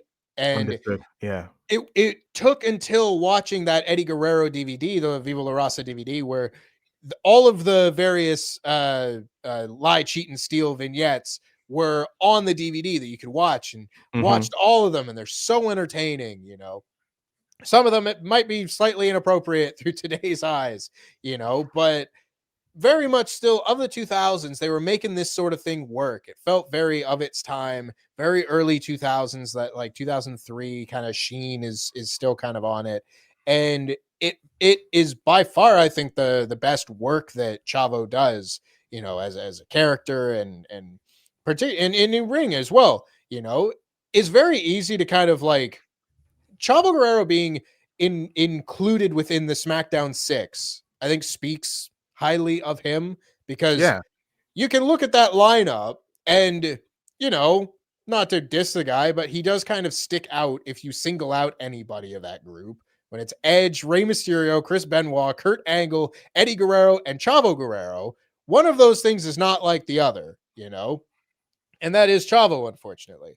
But as a tag team, I fucking loved Los Guerreros. Like, Los Guerreros to me was one of those deals where 2003 very quickly becomes a not very great time for SmackDown. Like a lot of people remember the SmackDown 6 very fondly, and rightfully so. I think it is a template that people are always trying to find what the new version of the SmackDown 6 is going to be, and it never has ever really taken form quite the same way. But the SmackDown 6 only really lasts like 6 months, maybe, like from Mm-hmm. brand split, like SummerSlam 2002 kind of time, until like Edge is gone in February of 03. Mm-hmm. And shortly thereafter, Kurt Angle is on the stop start kind of run of having neck injuries and always kind of either being on TV or maybe as a GM role or any of these different things. It's a very like kind of stop start time, and there's a lot of stuff on SmackDown in that kind of 2003 era that isn't quite as good as SmackDown was in 2002, when a lot of people fell in love with the show and the brand split and the SmackDown 6 and all of these certain things. But one of the highlights of that era is Los Guerreros. It is the Eddie and Chavo team and the slow dissension of their eventual breakup as you go into the beginning of 2004. I think that is the best work that Chavo does, and it's one of the most memorable and quotable and tributable eras of Eddie's work as well. Like you throw back to him coming back into 2002 and everything, and it is this really weird like transitional period of, you're exiting the Attitude Era and almost like bang on the get the F out edition of Raw and everything. I think perfectly lines up with Austin leaving the company, right? Like as Mm-hmm. soon as that happens, like it's almost eerie how close that shit is. But that is an era where Eddie is now back, and whether they know it or they don't, all of these kind of major stars of the Attitude Era are like, need to wrestle that guy. Like Because you see, Austin has a match with him on SmackDown that is ends up being put on Steve Austin's DVD because he loves that match and handpicks Eddie as someone he wants to work with. The Rock wrestles Eddie Guerrero on Raw the night after he wins the Undisputed title at Vengeance because The Rock wants to wrestle Eddie Guerrero. So again, you're talking about like Terry Funk back in the early 90s or late 80s singling out Eddie as an opponent that he wanted to work with. You know, the all-time greats have always had an eye for Eddie Guerrero's talent and wanted to work with him. So that, again, very much speaks highly to the kind of wrestler that he was and how he was considered amongst his peers. But you go into that kind of era, and Eddie Guerrero very much becomes one of those people that you can build a brand around, and not necessarily in that kind of like they very quickly build the SmackDown brand around Brock Lesnar, and he remains the star of the show until he leaves the company in 04. But what SmackDown was so good at that time was the SmackDown 6 mid card that made any combination of various matches possible on a week to week basis. And I fucking cannot say how much I love Eddie Guerrero's SmackDown no DQ match with Edge. It is one of my all-time favorite matches. It's one of my favorite WWE matches, bar none. I think it's maybe the best match in SmackDown history. Probably my favorite Edge match, probably my favorite Eddie match. I love that match. They hit the sweet spot, and it's just this perfect no DQ match.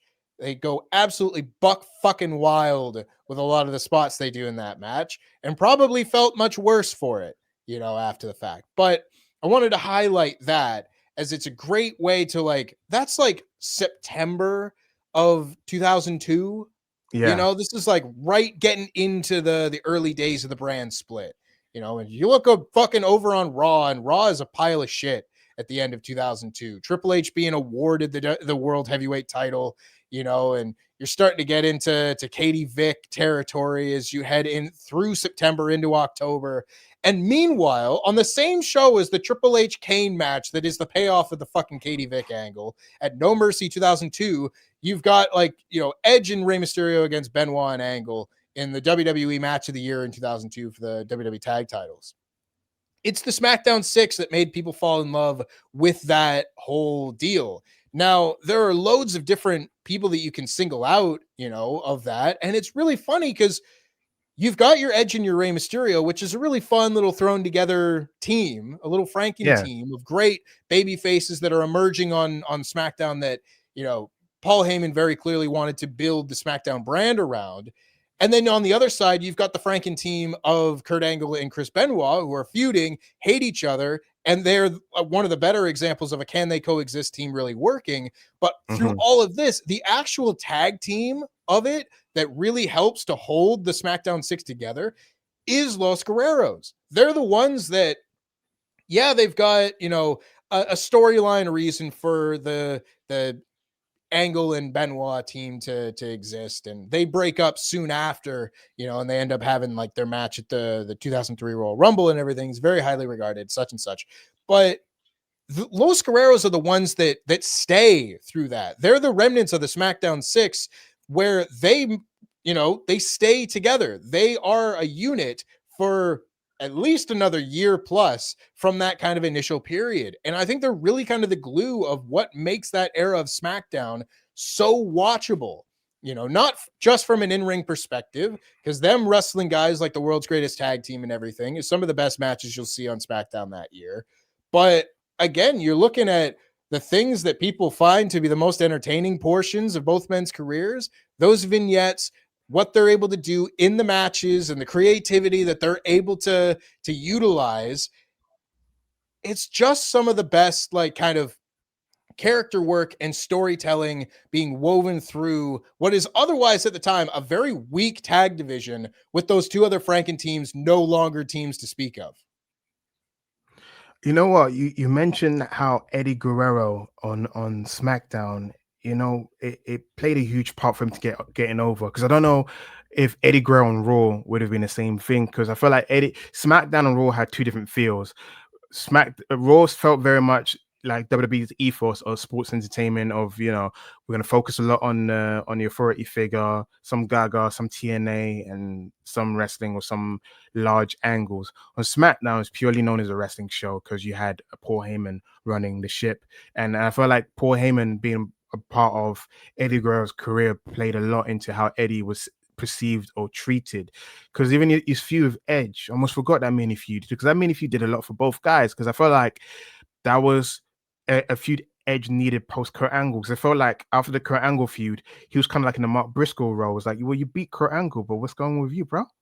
Yeah, Mhm. you get your team up with Hulk Hogan, your idol, but what's going on with you, bro? I thought you're gonna be elevated. You were Intercontinental Champion beginning of the year. It seemed like we're gonna go somewhere with you. Shampoo commercial, yeah, we didn't do right by you, son. But you know what I'm saying? It's like, but that feud with Eddie, it does make you guys see that as a singles wrestler, the Edge can go. Edge can always show that he can go, but I feel like when you wrestle someone like Eddie Guerrero, he tests your mantle of like, how far Mhm. can you go? How far can you go on the fly? Can you succumb? Can you I feel like part of the neck injury came from that sunset powerbomb, right? That match is one of the ones where like Edge has said a couple of different like times where he felt like he broke his neck. It's like he talks about a match he has with Kurt. He takes a German suplex from Kurt at like the beginning of 03 and he felt something wrong. But he has also very much highlighted this no DQ match where it's the combination of like the sunset flip power bomb that they do, which is nuts, and just a very simple back bump that he takes on a ladder. Mm. He gets hit with a forearm uppercut, takes a bump on the ladder, and he says that he heard a crack then, and he just didn't think anything of it, continued on. But yeah, a very, very physically taxing match and feud that it's like even a lot of those matches, he does the sunset flip powerbomb in like most of those fucking matches. They do it at Unforgiven 2002 as well. It's the finish. And it's just mean, man. The torque that they put on those matches. Oh my God. Like who knows if that is the one? You'd have to ask Edge again, but very taxing matches for sure. But even like to go by his tag team with Chavo Guerrero, it's funny you mentioned Chavo, and I'm like, Chavo for me was someone that I always felt like was underrated. I like because you said that his best run is with Eddie Guerrero, and I was thinking in my head because I love his run with his dad. Chavo Classic was a revelation when Mhm.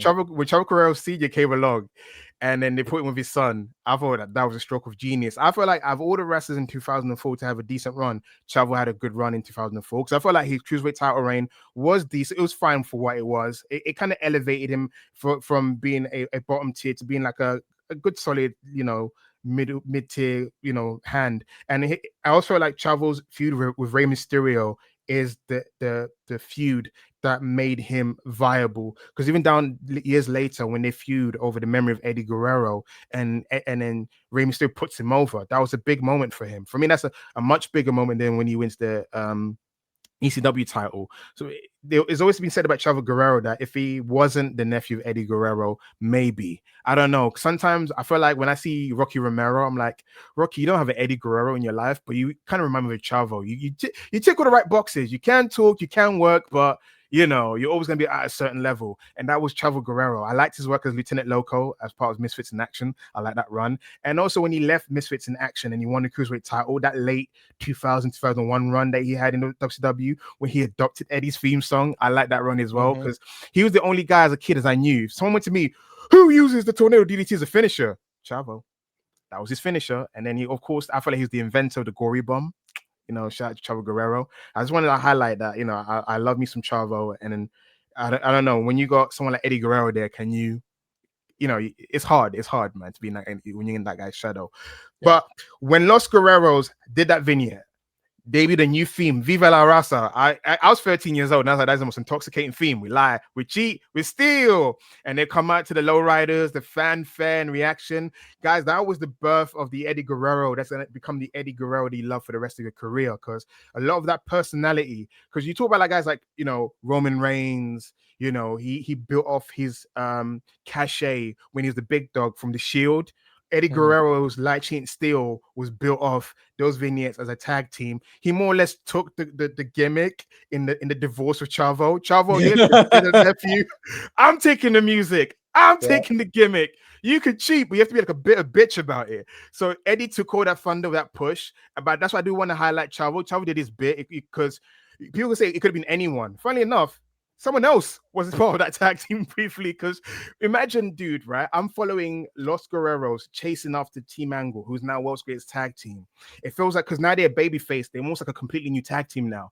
You're like, this version of Los Guerreros are chasing for the titles, and we're getting close. I think it's like Judgment Day or whatever it is that they're meant to win. And oh no, oh, Chavo torn his bicep. What's gonna happen? But don't worry, we got Tajiri. Tajiri's now part of the group now. Tajiri's got his own little thing in the video and all that kind of stuff. And I was like, oh, poor Chavo. But we lie, we cheat, we steal, and they win the tag titles as well. They win the tag titles. And I was like, I wish it was Chavo, but good on you, Tajiri. Like Eddie's charisma was, able to shine a light, and a Franken tag team, as we like to call it nowadays. It was fine for what it was, and obviously in the end, that tag team forms a catalyst for Eddie's temper. As we talked about Eddie's temper, Eddie's fucking dreaded temper, because Tajiri bloody landed on his fucking lawnmower. But instead of being a good friend about it, he fucking demolishes him. And then that's the beginning of his fucking United States title run. But his United States title run, for me, that is what prepared him for a main eventer. Because, when you look back on things, because at the time I didn't know it. I didn't know it at the time. But that United States title run that he had, the one that he becomes a babyface again, his feud with John Cena and Big Show. The Big Show one is more for Gaga. Like he fed Big Show, poison Doritos, and he shat, that's whatever. And then he uses the hose to, that's again to highlight how much the writing staff were falling in love with Eddie. Eddie can do anything. Eddie can do any skits. He can make anything work. But I do want to highlight his mini feud with John Cena, because I feel like there was an episode of SmackDown. It was before Survivor Series, I feel like, because Survivor Series when he's him and Chavo teaming up again and they're having issues. So it's before that, just Chavo came back on the parking lot brawl. That's when they finally won the tag titles and finally have that run that they couldn't have early in the year. But that mini feud with Cena means a lot to me, dude, because I feel like they based the whole show on Eddie. Eddie opened the show, from what I remember, and Eddie ended the show. So that was the first time you had a show what would look like, what would happen if we built the brand around you?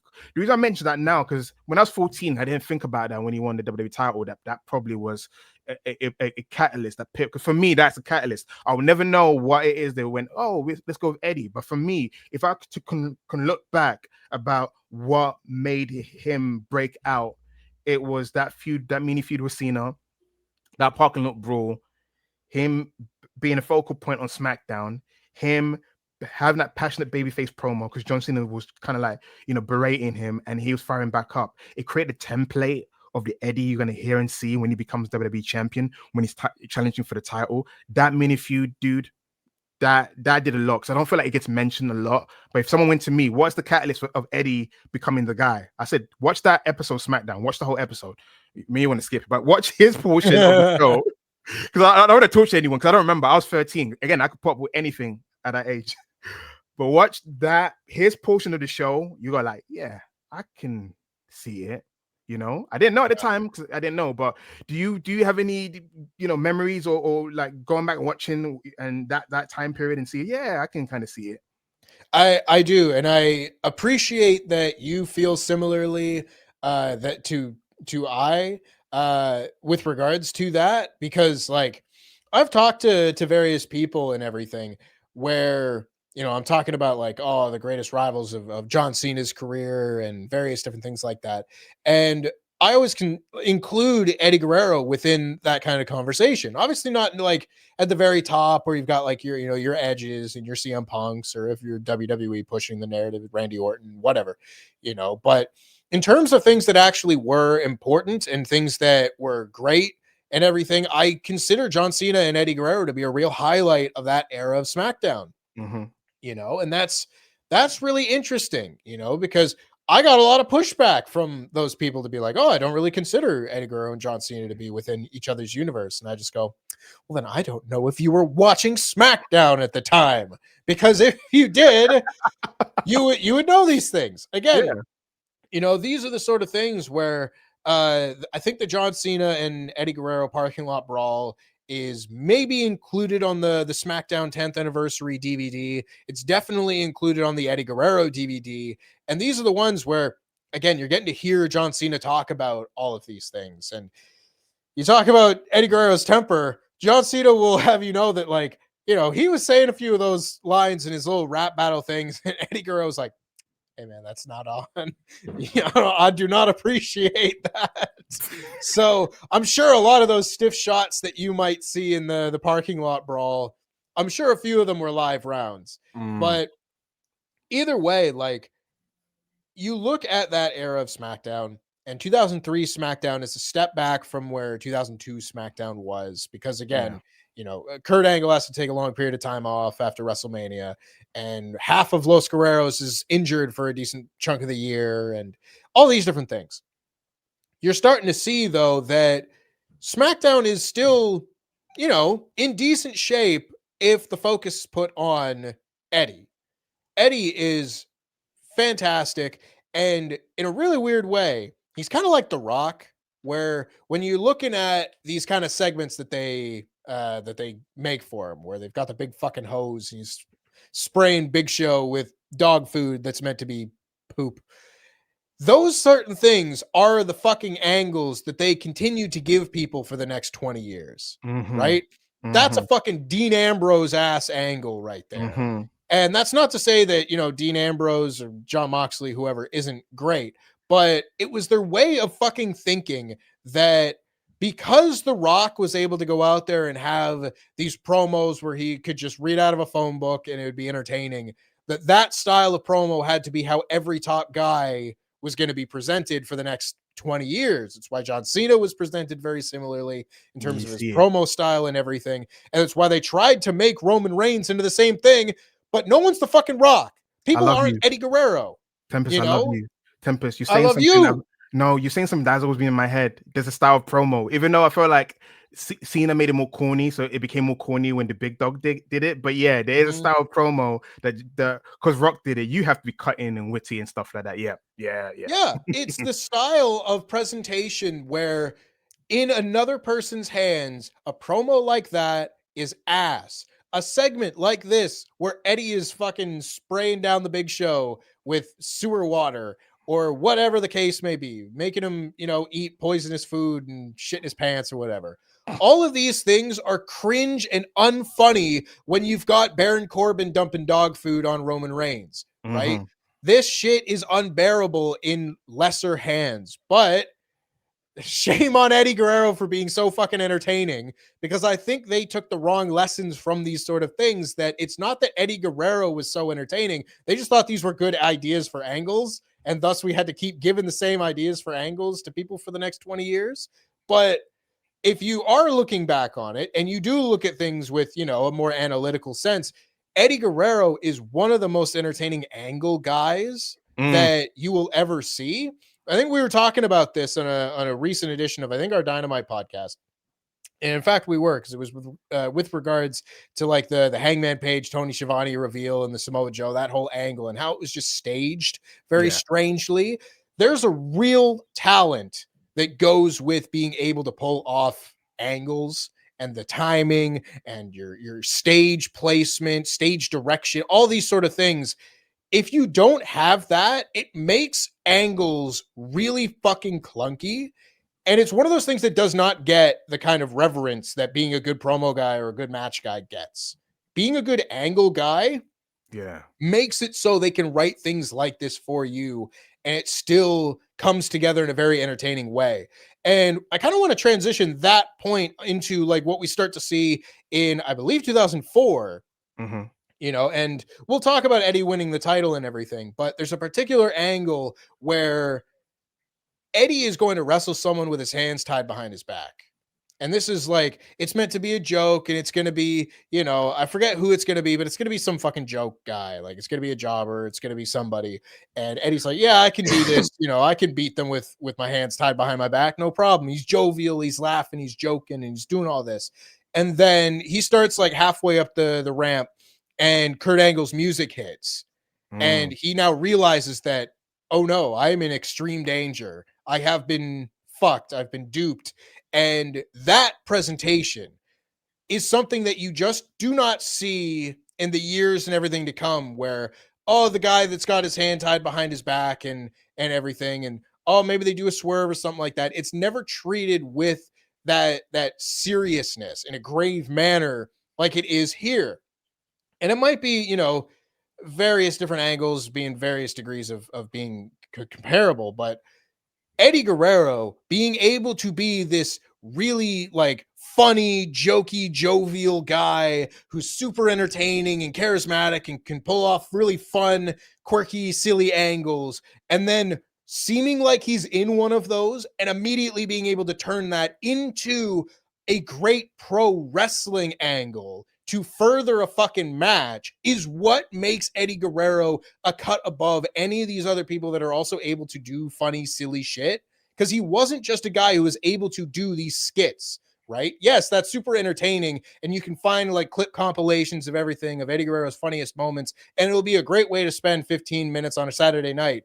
But if you're watching the show week to week and figuring out what exactly is going to make you want to tune into that fucking pay-per-view, it's the actual pro wrestling angles, because at his heart, Eddie Guerrero is a fantastic pro fucking wrestler, in addition to being a great sports entertainer.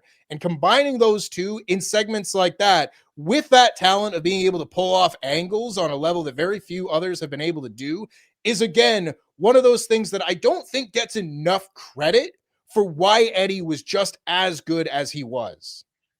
Woo!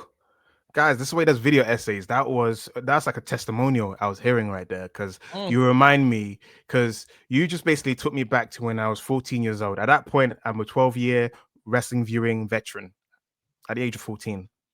Big thing. Pretty impressive. Right? Fucking hell, watching the age of 2, dickhead. That was me. That's on my parents. Go outside, fly a kite. No, I'm gonna be watching wrestling. Thank you very much. So that beating, by the way, is one of the most uncomfortable moments as a wrestling fan. That's why I mentioned the years of wrestling I was watching. That for me was the first time I felt like I was watching someone actually getting pummeled, because that is I feel like that was the angle or the feud going into WrestleMania. Like, I think because Kurt Angle was Eddie's friend briefly. Yeah. I love how we just glossed over how Eddie vs. Trouble wasn't nothing to write home about, because we're gonna gloss over that fact. Like, Eddie and Trouble break up. Eddie gets to keep the gimmick, but Eddie's brother comes, please forgive your nephew, and then Eddie's brother's into it as well because he's jealous. He's like, "You're my younger brother. How dare you think you're better than everyone in the Guerrero family?" Yada yada yada. Trouble has his run. He ends up beating Rey Mysterio for the cruiserweight title. I think it was No Way Out. I could be wrong. If I remember correctly, I should. It's have on DVD. Did he win it with No Way Out? Maybe not. I don't know, but he ends up winning. I don't know. He's got it by the time you get to WrestleMania 20. Yeah, so did he win it there? Did they both win it? Did both do an Owen and Brett kind of moment, maybe? But anyway, Eddie Guerrero wins the Royal Rumble, or the SmackDown Royal Rumble. I don't know what's going on. And you and I spoke about this before. Now it sounds blasphemous to say it, but you have to understand, Jey Uso, before everything happened, right? I said to you, if you want to know what it was like, and I'm never lying, if you want to know what it was like for Eddie Guerrero in 2004, it has to be Jey Uso.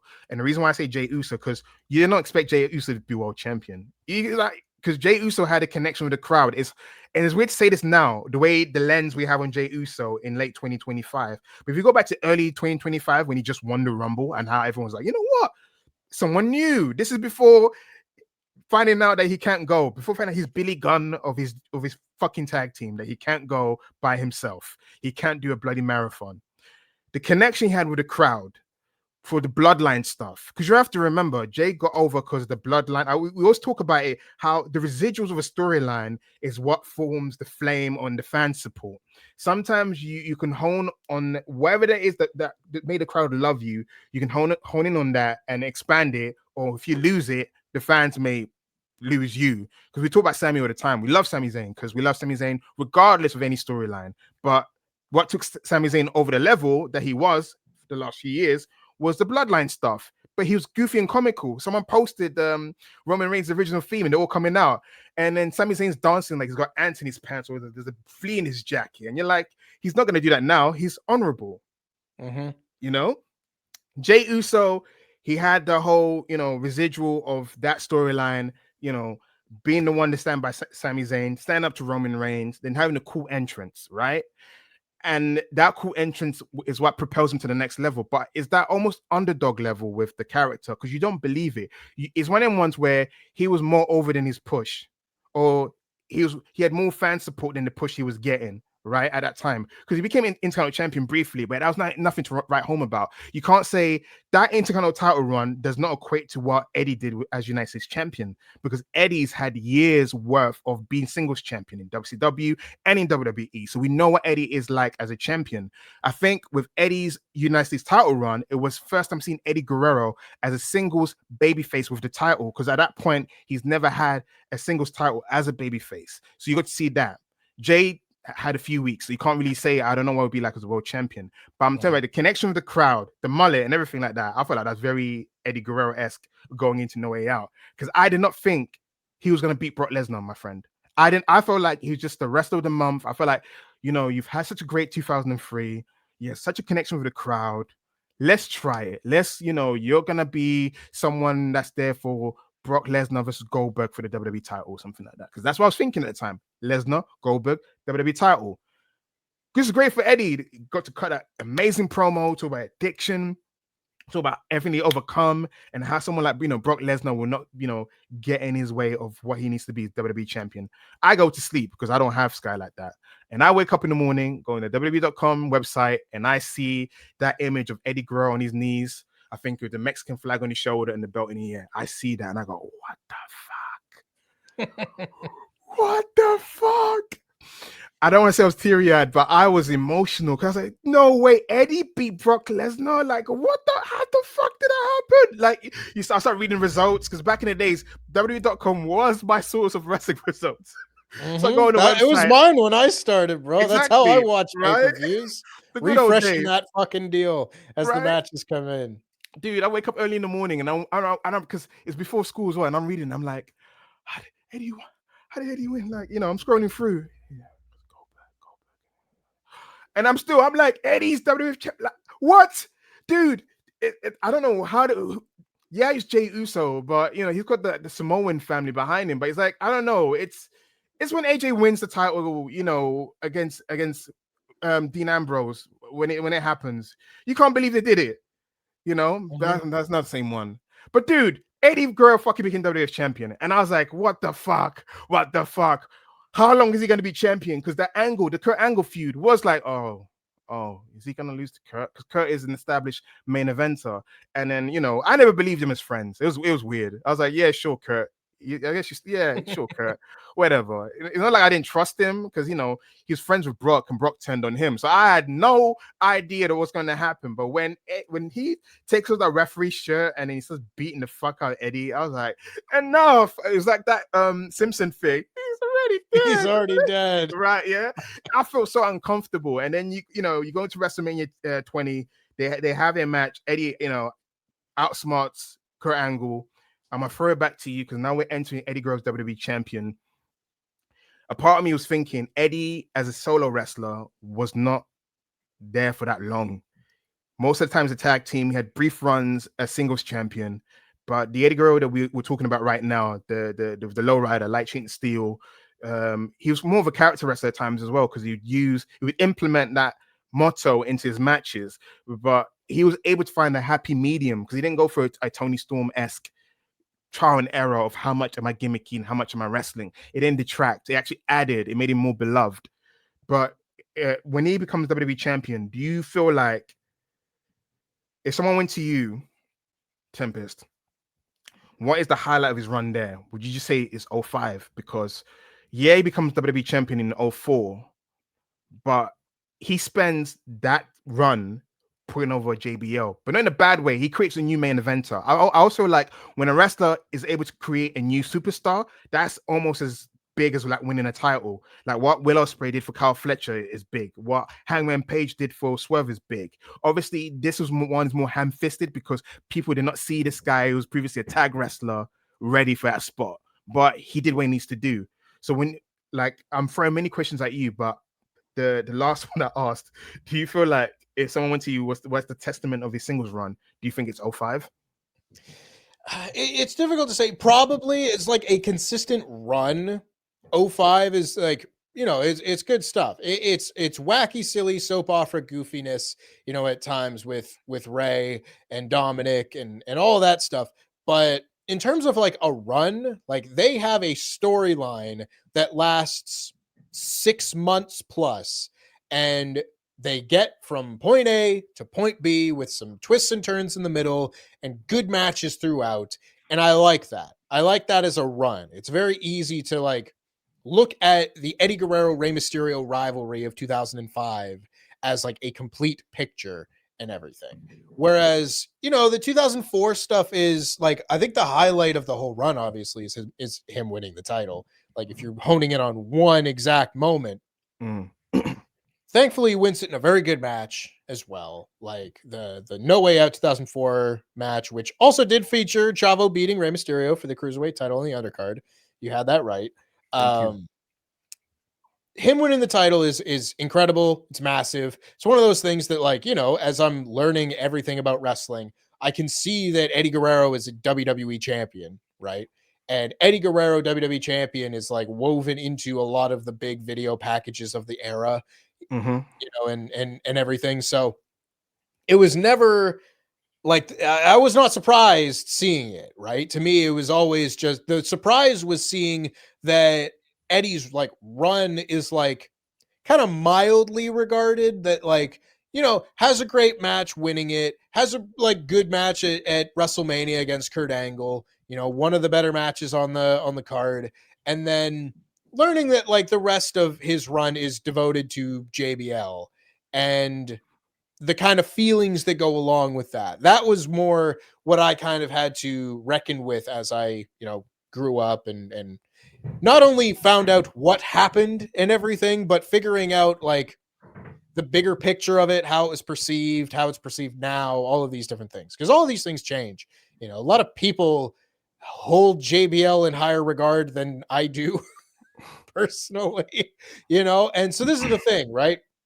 I think if you're looking at Eddie's run in '04 as champion, I completely agree that it's a good thing to use a title reign of a guy to either put over the next guy or make a new star or something like that. Akin to, it wasn't a title reign or anything, but Hangman and Swerve making a new star, Ospreay and Kyle Fletcher making a new star, all these things. So in that sense, it was productive in that they made JBL into a guy that would go and wrestle the Undertaker at SummerSlam for the WWE title and everything, which wouldn't have been the case at the start of Eddie's reign when he's still just Bradshaw in the APA and everything.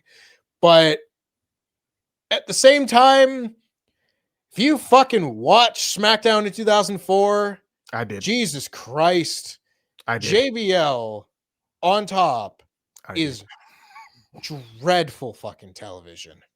And a lot of it again still goes back to like, the great days of the SmackDown mid card of 2002 and the early days of 2003 and all of that is well and truly behind us. Now you're getting into like Great American Bash 04 where Eddie drops the title, and the undercard of that fucking show is considered by some to be the worst WWE pay-per-view of all time. You got your fucking Mordecais and your fucking Billy Guns, your Hardcore Hollies, your Charlie Hosses, all in singles matches. Horrible shit, right? Just dreadful fucking television. So it's a really interesting time to choose to make your next top guy be JBL when nothing else on the SmackDown, nothing else on the fucking SmackDown. I get it, but fuck me. Anyone would have been fucking a better option. Maybe not any of the guys I just said in that mid card, but holy fuck, a dire time. But that's what I've been trying to, since I was 14, I've always said, but you brought Booker T from Raw to SmackDown. Why don't you make him the guy? That's the guy that in last year was in the WrestleMania co-main event. So for me, it was like, it did not make sense. And I remember when he was cheating with Undertaker, like the optimism that you say that I still have, it was during that time. Oh, he's gonna survive Undertaker, right? They're gonna build him up, he's gonna. I actually didn't mind the heel turn because in my mind, in my wrestling brain that was forming at the age of 14, well, he's a heel. Eddie needs heels. After he gets through JBL, Booker's next. What do you mean JBL's champion? Yeah. What do you mean Booker's not going to challenge for the title? What do you mean you just turned him babyface again randomly? What was all the reason for? And dude, you know what? JBL, main event talker, subpar worker. Um, I've always liked Bradshaw. I mean, I've always liked APA stuff. I enjoy him more now. Like, even though some of the horror stories I was getting by him watching the suds off Edge's back, wherever it was quite weird. Him, being the reason, the catalyst for Brawl for All, all that kind of stuff. He did have a big mouth. He did have Steve Blackman beat the shit out of him just to teach him a lesson because I don't know. He needed to be humbled. I don't know if those years being humbled has made him the guy he is today. Maybe a few knocks in the head has made him who he is today. But he's always, like you have sweet spots for bad workers. He's one of my sweet spots. Great clothesline. He's not Stan Hansen, nor will he ever be. But he's one of those people where he's such a great talker. He's from an ilk that's not around anymore. As much as they're trying to make Josh Briggs. Josh Briggs is Nevin Temu. He's probably Poundland version of Bradshaw. That's how bad he is. Because as much as Bradshaw was, quote unquote, not a great worker, Eddie found ways to maximize his brawler antics. And that's why they have a legendary match because of how much pints of blood that Eddie lost. But I did stop you as you're talking. But yeah, that time on SmackDown, I had Stockholm syndrome. Because I eventually accepted it because I had a hard time grasping JBL being champion. Because I was like, but who's he beating? Because as a 14-year-old, who's he beating to be? Yeah, he beat Eddie, but I don't know. Them ones, because he also was a cowardly heel as well. I was like, you're not the bratch from APA. You're actually scared of people. Like I couldn't compute with the presentation of him, but then eventually got used to it. It's kind of like Tiffany Stratton's title reign, how everyone was crying about it, but you say to yourself, well, if they take it off him, then what? Even though Kurt Angle's on that show, he's now miraculously better again. Let's go with him being champion. It was weird. It was during a time period where Big Show's back now. No, we're not gonna go with him. Let's go back to Eddie again. RVD, we can heat him up. It was a time period where it's like, you know what? We invested time in JBL. We're just gonna make it work. It was a dire period.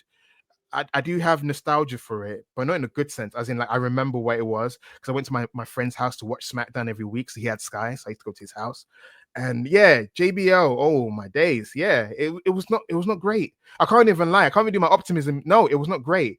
It wasn't. That's it. Like, man, like I will absolutely give Bradshaw the credit. Like, he can get some fucking heat. He can get some nuclear fucking heat, needing a police escort out of fucking El Paso or wherever it was that they were having their house show where things got really bad, right? All that sort of shit. Like, yes, he can do some fucking entertaining heel shtick, 100%. Him being the fucking like 8-month long WWE champion is a fucking joke, And again, if the Eddie and JBL program was simply limited to the stuff going into Judgment Day 2004, and then they have that match, and it could be regarded highly as my God, they bled buckets and all these sort of things. I don't think I have any problem with it. I think it's a solid little one pay-per-view cycle program, but then it just keeps going, and somehow fucking Bradshaw from the APA is WWE champion, right? And I don't quite ever really yeah, he was a top heel for a little while, I guess, but like he's one of those guys where everybody that you put him with fucking had shit matches with him. And it's one of those deals where the in-ring versus storytelling thing starts to rear its ugly head again. But like, you do kind of need to be able to get to the match and know that it's going to be okay if he's your WWE champion. And there's not much on the undercard that's going to provide any solace from this 8-month reign of fucking tyranny going on in the main events. Loads of other options that I think they could have gone with. And it is a shame because like, if Eddie Guerrero had like a fucking classic WWE championship reign, like he had the opportunity to, like he should have absolutely had if booked better, then, I mean, it still goes a long way. We talk about the Hispanic stars who now have that kind of template to work off of, right? Mm. the symbol of success that can inspire the generations to come. That not only has someone become a big star and been very entertaining, very successful in the United States, but also becoming WWE champion. Like that was, I'm not going to for a moment diminish the impact of that. But again, I would very much love to have seen that be double or triple or quadrupled the impact of it by having a truly legendary reign, as opposed to a great title win and a few great moments to come packaged with it afterwards. We can fantasy book what the better options would have been for Eddie as champion and everything, but it is really sad because you look at like what is considered the great parts of Eddie's singles run, which is kind of what we've been talking about here, and we'll get in 2005 in a moment. But it is sad that the lowest dregs of SmackDown tend to coincide with Eddie's run on top. I Yeah. don't think that's his fault by any means, but I think it just kind of goes to show that he didn't have a lot to work with at the time in terms of what SmackDown was. A lot of the people that you maybe could see him having great matches with had all been moved over to Raw. If Eddie and Benoit's reigns didn't coincide with one another, they probably could have had great matches with one another for their respective belts, but they were both occupied at the same time. And yeah, you get at the time great, now kind of haunting image at the end of WrestleMania 20 and everything like that. But I think both of them kind of like they took away each other's greatest opponents in that time from each other by both being world champion at the same time. You had moved a guy like Edge over to Raw when he came back from his injury in 2004. And I don't necessarily think that was a bad move because he ends up having a very good run and he ends up being very successful for himself. But he has said that he wanted to go back to SmackDown. He always felt like he fit better on SmackDown. And particularly around that time, that would be a great way to, reignite all of that. I always tend to find a little bit of a problem with a brand new champion who has never really been treated like a main eventer before. And then your first pay-per-view feuds or the guys that he's working with are also people that are viewed that way.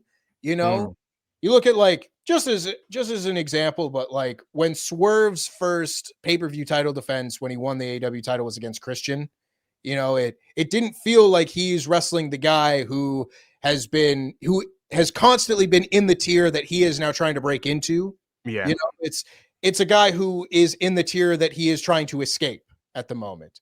And that could have been how that would have been perceived, but that kind of is how it was perceived in 2004 anyway. That's what JBL kind of is as the guy that takes the title off of Eddie.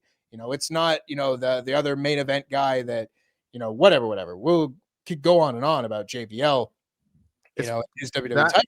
That example is funny because I've never felt that way about Shawn Michaels versus Bret Hart Survivor Series 92. I instantly felt like he was elevating Shawn Michaels, but you were right. It is because in other words, you can say Bret after becoming champion, he beat he beats Ric Flair. Who's his first feud? Brand new Intercontinental Champion Shawn Michaels. You know that guy, multi-time main eventer. Not yet, but yeah, I know what you mean. Interesting. I have heard people who have said they feel that way though.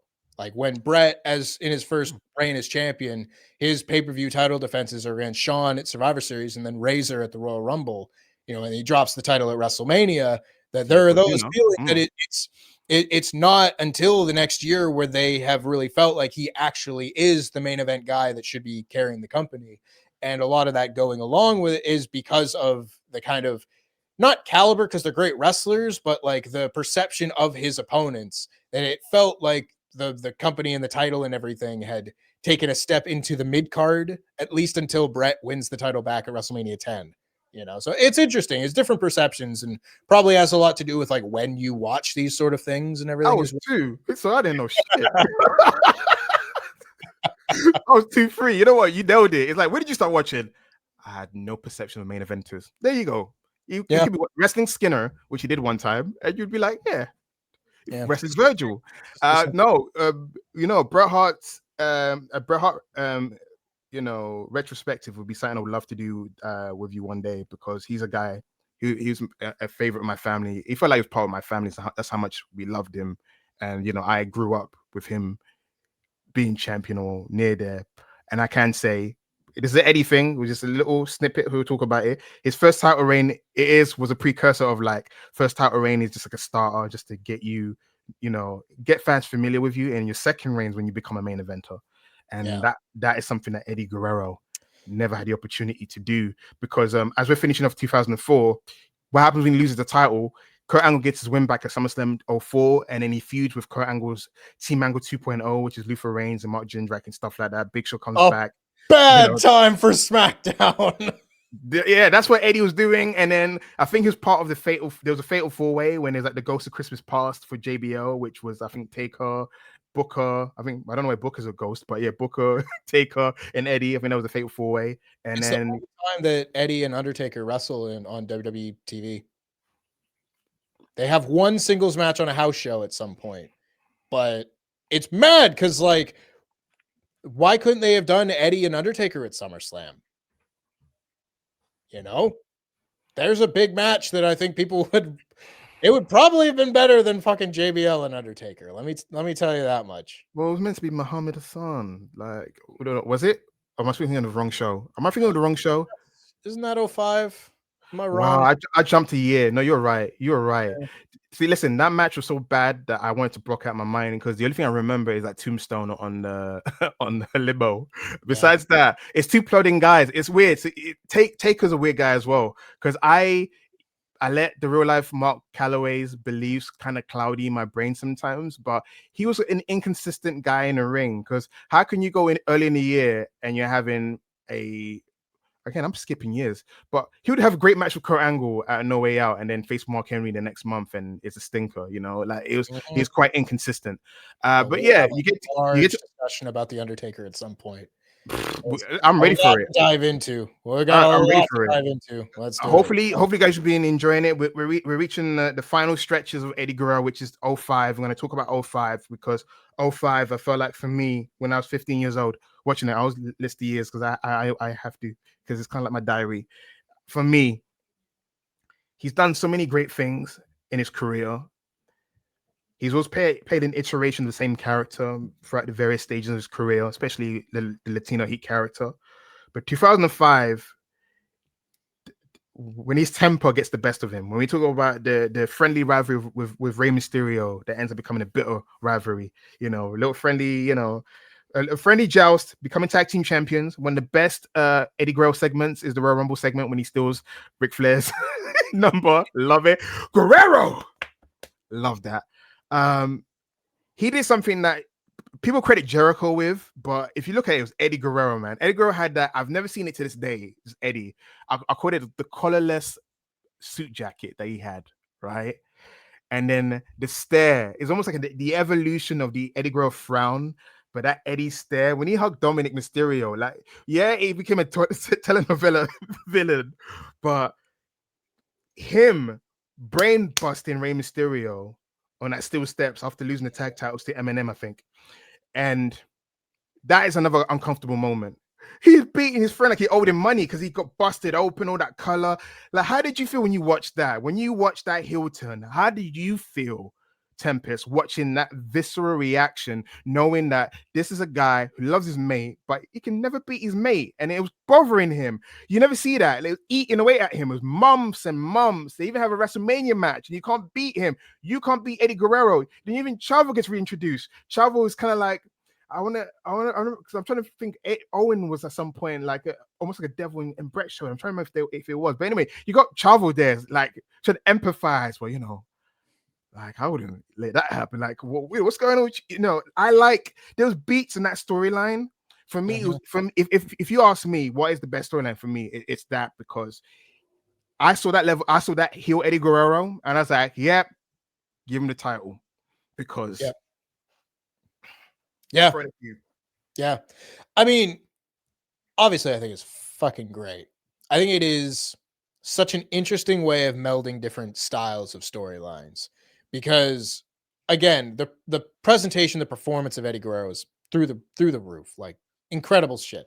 You talk about the stare, like his entrance at Judgment Day 05 when he's going to have the first pay-per-view match with Ray after he's turned heel.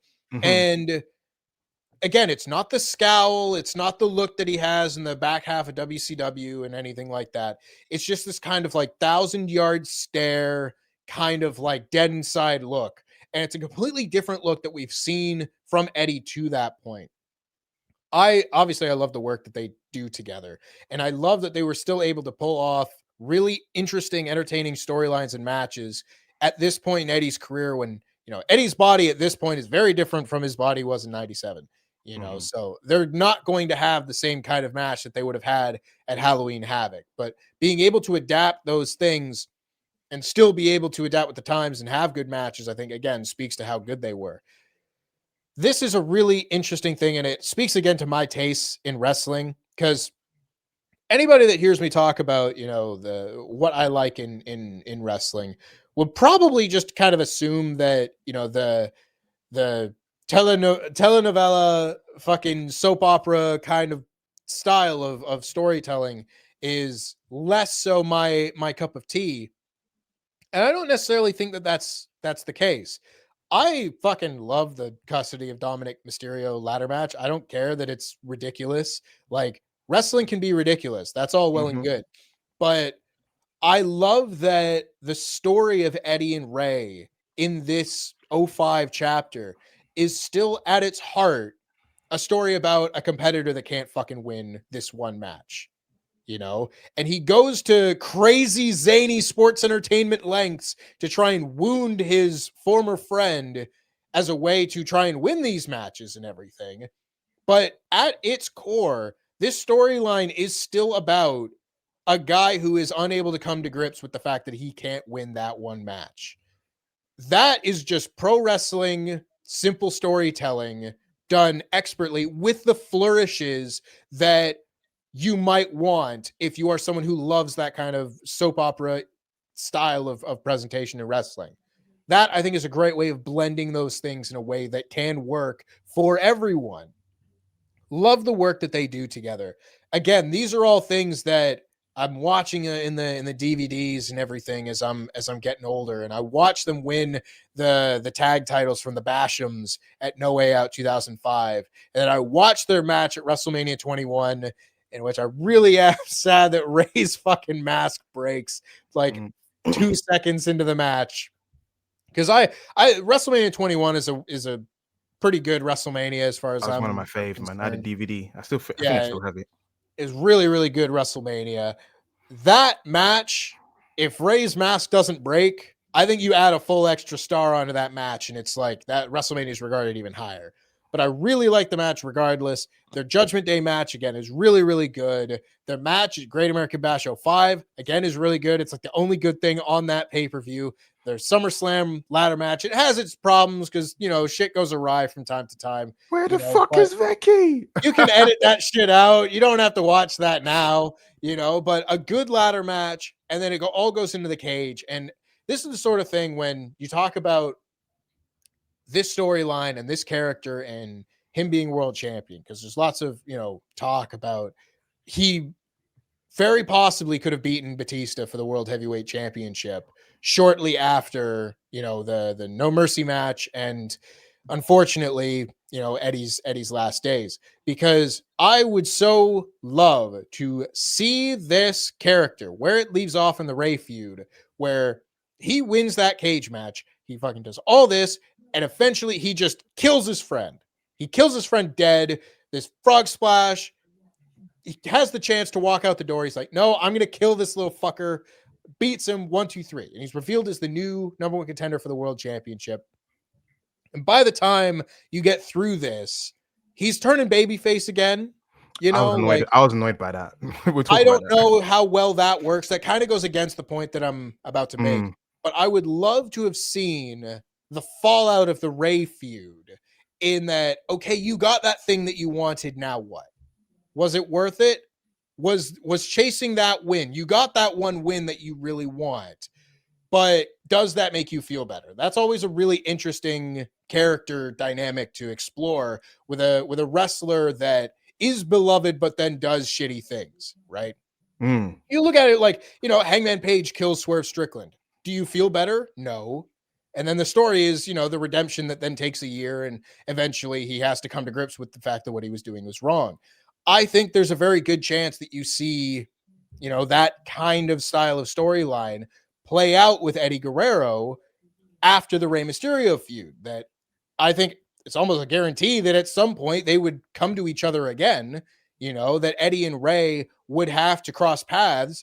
And then if Eddie's a babyface, what does that look like? If Eddie's still a heel, what does that look like? That dynamic is something that I do think we very much have missed out on.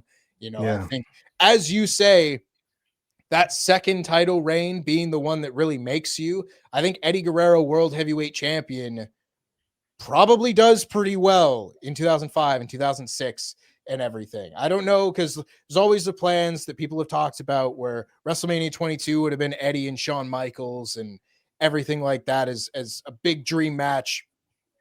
I can't imagine it being anything other than a fucking classic, and another thing that, unfortunately we missed out on. But I still think that as much as Eddie's work in the ring and his body, like, kind of slowing down and having to change and adapt and all those things, as much as we probably weren't going to get, the crazy in-ring style before, I think there's still so much more that we had to get from Eddie Guerrero, top singles guy, from a character and storyline perspective. And those are the things that I really do feel like we're missing out on in terms of, just the fucking wrestling element of it. Obviously, missing out on the human being comes far before that. But if you're looking at what the next few months could have and should have been, if things hadn't gone the way that they did, I can't imagine them being anything other than stellar for Eddie. Dude, because we're talking about the 1,000-yard stare, man. Like when he cut that first promo when he first turned heel, I don't know if he had his teeth done then, because I remember it's been extra pearly white because there was a lot of close-ups on his mouth, and I was like, man, his teeth look so nice and shiny. But I remember when the booze, the spotlight, people have to understand we're losing recipes nowadays, because he had that chair, the spotlight in the middle, and he had the collarless jacket. I'm doing it all by memory, and I know he had the vest underneath it all. Then he was holding the bloody mask, cutting the promo. It's one of the most bone-chilling promos ever, especially when he screams at the mask because he's talking to Ray. You think you better be, you can beat me. And then I love how the competitive jealousy was eaten by his temper, because it is a thing that it should not be ignored. Eddie Guerrero, the character, probably also in real life, because he double-legged Kurt Angle. And he also said, what the heck was I thinking, double-legging an Olympic gold medalist? But his temper got the better of him. He was consumed by hatred. And I miss the days of when a wrestler turns heel, you instantly change their presentation. Don't wait 6 months. They changed music. Stop using the lowrider. We're losing recipes of how to convey the change in the character. That 1,000-yard stare, when he was staring out blankly into the crowd and he had a spotlight on him, and then you had that shot of him here, and you hear the crowds booing him. Because Eddie Guerrero was so beloved, even when he was healing in 03, that guy beat Rhino, cheated out China. Rhino did turn on bloody Benoit eventually, so he deserves it. But that guy was still getting cheered, He no more silly antics, no more chair, no more all that kind of stuff. He wasn't lying, cheating, and stealing. He was just like kicking ass. He was just so consumed by hatred. And I remember watching it at the time. I assumed, all right, now they turn heel, he's gonna get his win back, all right, and then keep it moving. No, he lost. It's kind of like the Tanahashi thing. He turns heel and he loses. After all of that, after the presentation change, after, going to the dark side, letting yourself succumb to your rage, you still lose. And you get to the subsequent month and you still lose because you're threatening a secret. He had to go into mind games. You can't beat him physically, and he's trying to beat him mentally. I'm going to expose the secret. Please don't expose the secret. We'll face me again. If you beat me, I won't expose the secret. Ray wins again. I lie. Here's the secret. And at the time, I remember I heard the secret, and being a smart Mark at that time, age of 15 now, I was like, that's not his son. That's Dominic. You know him. We've seen him in the DVDs. This guy bragging about his toy collection and stuff like that. That's not his son. It looks like Ray. If you've seen Ray without mask, that's not his son. So I didn't know how I felt. At that time, I'll be honest. As much as now, in hindsight, wherever it is, we celebrate the feud. The matches that this feud drew is enough to overcome what it was. Them thinking, oh, we need to stretch this storyline even further. Even though they didn't need to, even though they should have went the Hangman route, Eddie should have burned Ray's house down. That should have, you know what I'm saying? Because there is parallels to Hangman, because Hangman had to go to the crazy side in order to beat Swerve, because Swerve beating him also, gave him some sort of complex. Because when you're talking about how this guy from the beginning of 05 did not beat this guy to the autumn of 05, he's like, what the fuck? That is, you don't see that anymore. Because Drew McIntyre was almost close. Because when you had that feud with Punk, you're like, oh, Punk's, whatever. And then that moment when Drew beats up Punk, and then you have that scene of the gates slowly coming The up. garage door, yeah. Yeah. And I was like, Drew needs to do more of that. I think that's what's missing, because Eddie was Teflon, right? Think about it. He lost to Ray like 3 times. And you're like, give it up already. You're done. You've lost to every kind of match you can think of. And then that cage match came along, and the debut of Gangster Lean, and he had the 2 elbow pads. He's walking out slowly, and then his hair was getting right here. I was like, oh, these guys Super Saiyan.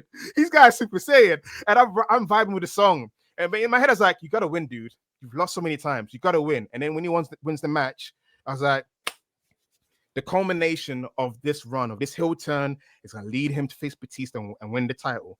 But what does he do? He befriends him. And I was like, okay, that's fine. And he changes music. It's low rider back. And I was like, whoa. You guys are being a bit too harsh. All right. I like this version of Eddie. What we're doing, he does revert. And then it's like in the middle of a film that I'll never get the ending to. And I think that's why when I think of his feud with Batista, it's quite bittersweet, because I know what's coming up, which is there's no resolution. The feud starts, but I will never know, was Eddie being serious that at No Mercy, he didn't use the chair on Batista, or he didn't cheat because Batista, he grew respect for Batista. Because in my mind, this is not the Eddie I've been watching the whole of 2005. This is obviously a con, man, right? Con. Mm-hmm. And did Batista get into Eddie's heart and make him doubt doing something heel? And then he loses, right? And then I was like, was that a temporary blip and he's going to murder him down the line? Or is he going to be a babyface throughout perpetuity? And we'll never know, because his story ended in November 2005. And yeah, one of the best angle wrestlers, segment wrestlers, where you put in the angle in the segment. I can't think of a segment where it was a dud with him in it. Always killed it. Kurt Angle had zany ways of delivering Vince-esque lines. I feel like Kurt Angle became the conduit for Vince's perverse mind. Hey, Booker T's black wife, let me see the most weirdest crap one can ever say. You know what I'm saying? Like, Kurt Angle, that should be a mini-sode in itself, when Kurt Angle just did zany shit. Like, why did the fuck did Kurt Angle become? How did that guy in 2000 become that? Anyway, another time. But yeah, Eddie Guerrero, that feud with Batista is bittersweet for me, as much as Batista grew in confidence, because we talked about Batista's title reign before, right? How I felt like his first title reign started off well, but kind of petered out a bit. But the bright spot was his feud with Eddie, because it felt like you saw Batista more comfortable. Those segments together was gold dust. You got to see Batista's sense of humor. You almost got to see the Batista you fell in love with in Evolution, the smart, the one that was a bit witty, because that storyline captured the Batista I was missing after the Triple H feud, the cunning one. Because you're like, if the Batista that smoked the rat with Triple H, obviously he's not an idiot. He knows who Eddie is. And then that's what made that storyline interesting. And we'll never get the conclusion of it, because we'll never know if when Eddie did turn on Batista goes, I saw it coming. Yeah. I think that's very well said. I mean, Batista has been very outspoken, about what Eddie meant to him, and that Batista was not having a very good time when he went to SmackDown 2005. He has his, I think he had said some things about SmackDown and everything while he was on Raw, and people on SmackDown, took offense to that and all of these certain things. And he didn't have his Evolution running mates there with him anymore to, kind of protect him and keep him politically motivated and all these certain things, So when he goes there and again starts working with fucking JBL at SummerSlam, it's a great way to put a fucking kibosh on any of the momentum that you would have had. Dude. He has been very open that Eddie Guerrero was someone that, took him under his wing, befriended him, gave him someone to talk to in the locker room, and all of these things. So I can't imagine that any storyline in which you've got, Batista feeling a sense of gratitude in real life and wanting to make everything in the feud work and the matches be as great as possible and the storylines work and everything like that. I can't imagine that anything involved there wouldn't have been great. And again, like you said, it's unfortunate that that is a story that we do not have a resolution to, because again, I can only imagine it would have been great things for Eddie, coming out of that, and who knows, maybe we'll get answers in another life. But I think because we've covered all of Eddie's career in this podcast, I've had a very good time doing so because again, Eddie's impact can't be encapsulated in three suplexes. It No. can't be encapsulated in a Lie, Cheat, and Steal tribute spot.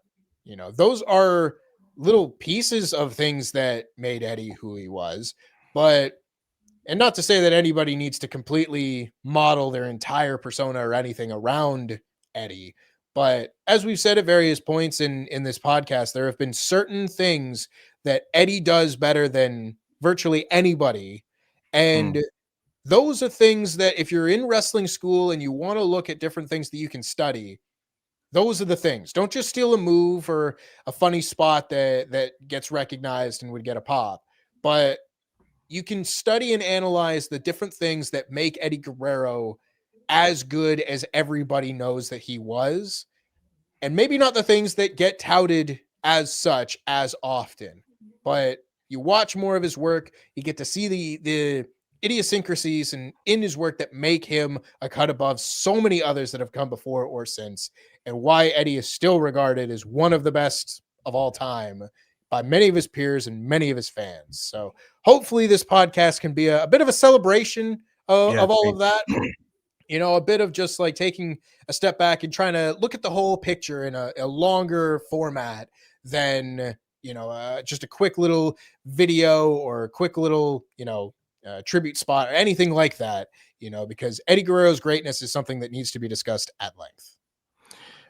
Also, when Eddie passed away, like any people, when you're mourning a loss of someone that you love so much, you look to something to fill the spot. It's almost like a form of a security blanket, and Rey Mysterio became that conduit. Chavo Guerrero, thankfully, was stopped being Curran White. It sucked that it took that extreme, you know, act or event for him to actually get his name back, even though he wasn't in a Cody Rhodes Stardust situation, but it was, it was weird, right? So Chavo got to be Chavo again. Ray gets that, I want to say, tribute run, because I use that term tribute run because that's what Bo Dallas is doing right now. Because we lost Bray, and seeing the idea of Bray live through Bo Dallas is what I call a tribute run, and that's what Ray's run was. We lost Eddie Guerrero. We don't know how to process the loss. They tried to do the same thing in '99 with British Bulldog. He'd be the tribute run for Owen. Like, I feel like wrestling does that. AEW did it for Brody by keeping the Dark Order alive, I guess. It's like you just don't want to lose them quickly, so we just want to continue the tribute, continue mourning and celebrating the careers. Would Rey Mysterio become world champion without Eddie Guerrero? Probably, because he had that run where Cena beat him, so he probably would have still had that at the end of the day. But yeah, that whole thing, I didn't find it tacky. I did find the whole Eddie in Hell thing a bit okay, whatever. But I was happy that Rey Mysterio was able to. He became us. I feel like in a little way, Rey Mysterio was us celebrating Eddie and him winning the world title at WrestleMania. That was great. Coming in the lowrider and all of that stuff. How did you feel when you rewatched it? Did you got the power of hindsight? I'm talking from memory and feeling, and I was like it when I throw it back to you. You can tell me from an objective lens instead of subjective. So when that happened, how did you feel about that run? You could probably say, yeah, the run wasn't great. I mean, that moment. I'm talking about the Rumble and Mania. Everything else we forget. Let's forget him losing every week. Yeah. Well, this is it. Like, it's the same sort of way that I talk about how, when you're young and you're learning all this stuff about wrestling in hindsight and everything. looking at like, yeah, Eddie Guerrero is a WWE champion, and then you learn more about the run and learn that, you know, it's regarded this way and then it's regarded this way and everything. And Rey Mysterio's run as world heavyweight champion is very similar to that, you know, because when I started watching wrestling, I was like 2 years removed from that happening, right? Mm. So as I'm learning all of this, like, you know, it's just okay. Rey Mysterio is a former world heavyweight champion. That's a good thing, you know.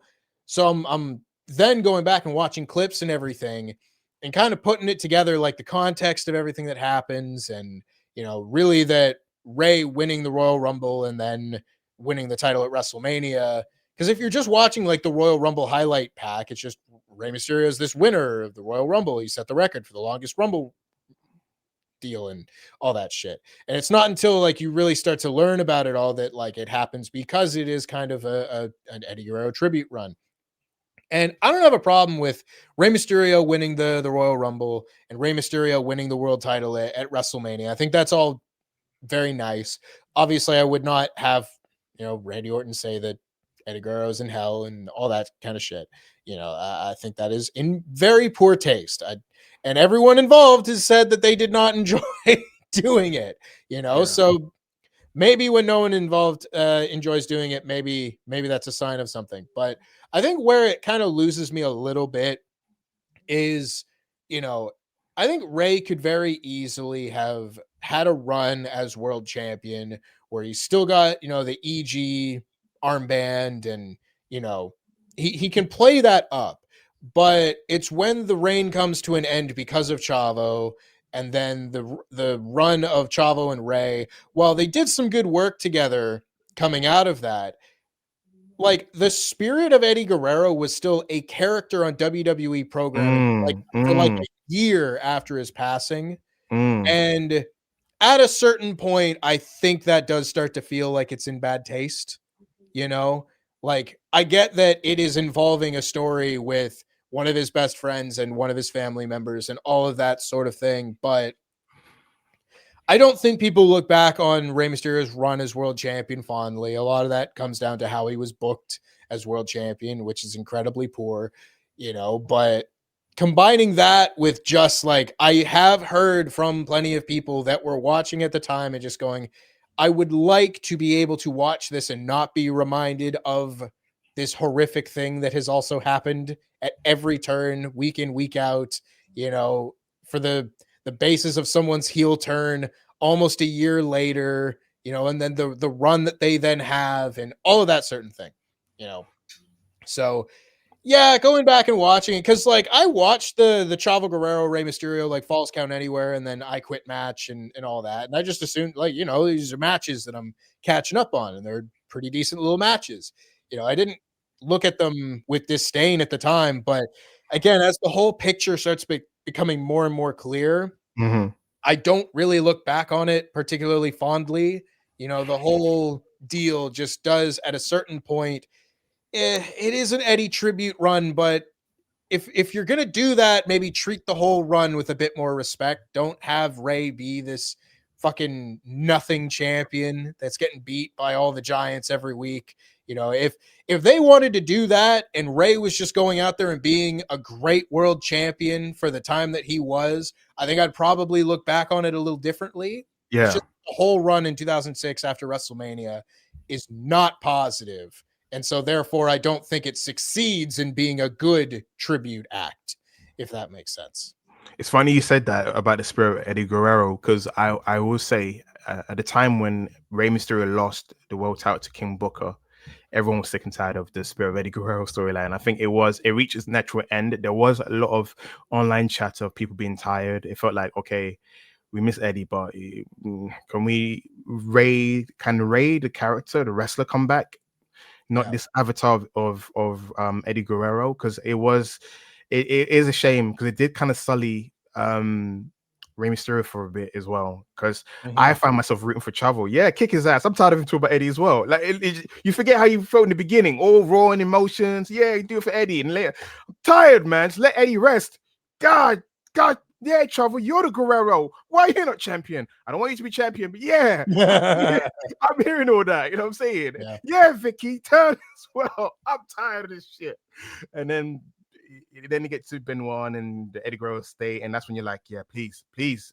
Tired of this character. Let this character rest. The spirit of Eddie Guerrero. I love that. The spirit of Eddie Guerrero. That's what it felt like. It felt like Eddie became a character. Like he get mentioned a lot, and you're like, I love Eddie as well, but come on, just talk about yourself, please. What Yeah. were you into?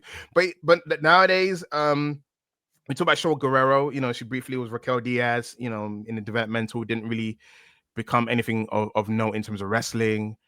She did a brief spell in AEW doing announcing for like ring announcing. That was like 1 or 2 shots, and then she does cabaret. For the longest time, I was shocked that there was no more Guerreros because Eddie's 1 of 4 in terms of brothers. He's got a couple of sisters, I think. He's got sisters like year 2 older than him. But I was always shocked there was no more Guerreros. Kind of like the Hart family. It felt like a big prominent family ends in a tragedy, and none of the kids are like, yeah, Natty, and you know, there's still others, but the Guerrero family almost zero. At one point, I wanted to make this joke: how is Aiden English the only member of the Guerrero family still active in wrestling? And you're like, what? Yeah, that is Eddie Guerrero's bloody son-in-law. He's the only person in mainstream wrestling that is connected to a Guerrero, like adjacently, that's still doing anything of note in wrestling. So when Sherilyn Guerrero announced that she's now training a reality of wrestling, I was like, yeah, please go much further than your sister did, which is, you know, a low bar. Like, but please, you know, please. Because I Yeah. want more Guerrero. I want next generation. What's Chavo's kids are doing? Because I know Chavo's got boys and stuff like that. Why is no one in a Guerrero family wrestling? I always love it when the next generation happens. I love my Samoans. Don't get it twisted. There's more of them coming, and I love it. But come on, other generations. Come on. I love it. Von Erichs. Woo! You guys were missing in the 90s and 2000s. But yeah, come on. Get more. I need more. Yeah.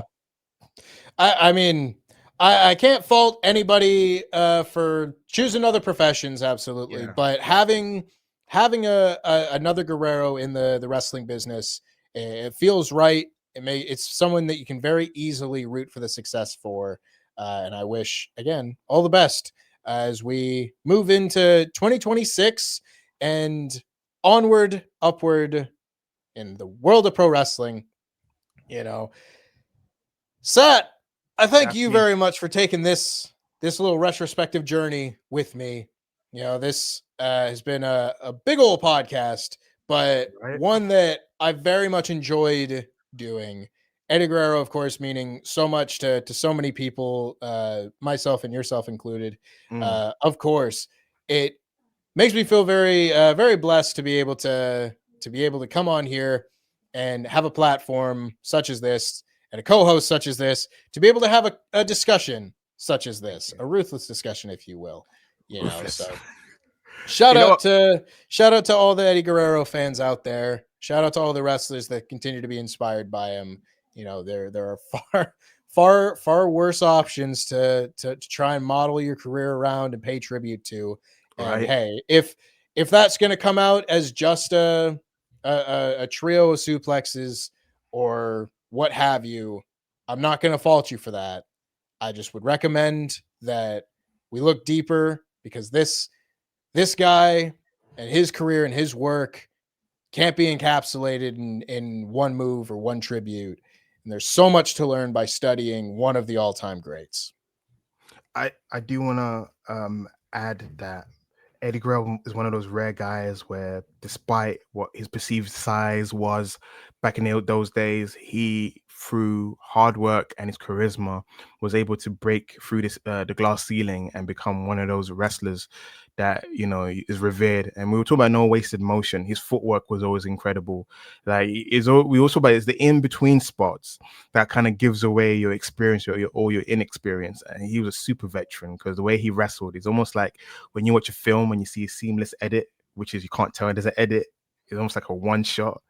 That's Mm-hmm. what Eddie was like in the ring. And I'm so happy to speak about Eddie Guerrero with you.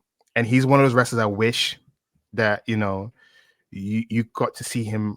Like, I watch Gino Hernandez stuff, from back in the days. It's not the same. I love watching the Gino Hernandez promo or watching his stuff with Chris Adams and feuding with the Von Erichs. It's not the same. As much I'm trying to get the essence of Gino Hernandez, and much as YouTube videos I'm watching and in his matches, it's when you're in that moment and you see the wrestler. I guess I'm almost capturing it, but to live in that moment, it would have been great. You would have loved it. No, I don't want to sound patronizing. I'm saying in the most like deepest, sincerest way. No, I feel you, man. Like, I am fully aware that if I was watching wrestling in 02, 03, 04, 05, Eddie Guerrero would have been my favorite wrestler. Would have Like, 100%. He ticks all your boxes. Like, it's yep. ridiculous. You talk about the ultimate Tempest guy.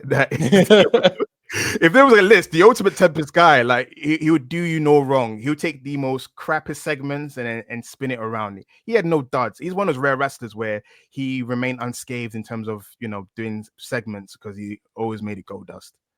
Yeah, absolutely. The more people, man, if you could create an Eddie Guerrero in a laboratory and have 100 of them, it would be a much better business, because that's what makes them special, I guess. The Amen. fact that they don't come along that often. So nearly 20 years on, we thank Eddie Guerrero for being as great as he was. And we hope that the next Eddie Guerrero, or the next person that can reach a similar level of greatness in the ring and out as Eddie Guerrero, is not too far behind. So I think with that, we'll probably wrap things up. Gonna go have some dinner and Viva la enjoy raza. another week. Viva la raza, indeed. I thank you very much, Sat, and I thank you, Wrestle friend. Purists, for giving us the platform, for being able to have such a ruthless discussion. This has been fun. Let us know down in the comments who else you'd like to see these like longer deep dive podcasts about, because I could do these about just about anybody of the era. We got opinions, and I love going through different guys and just getting like real deep, intricate thoughts about various different guys at various different points in their careers, and I couldn't have that discussion with anybody else. So I thank you, Sat. I thank you all for watching. See you next time right here on Wrestle Purists. We'll be back Thursday for our AEW Dynamite review. Until then, stay beautiful, y'all. We're out of time.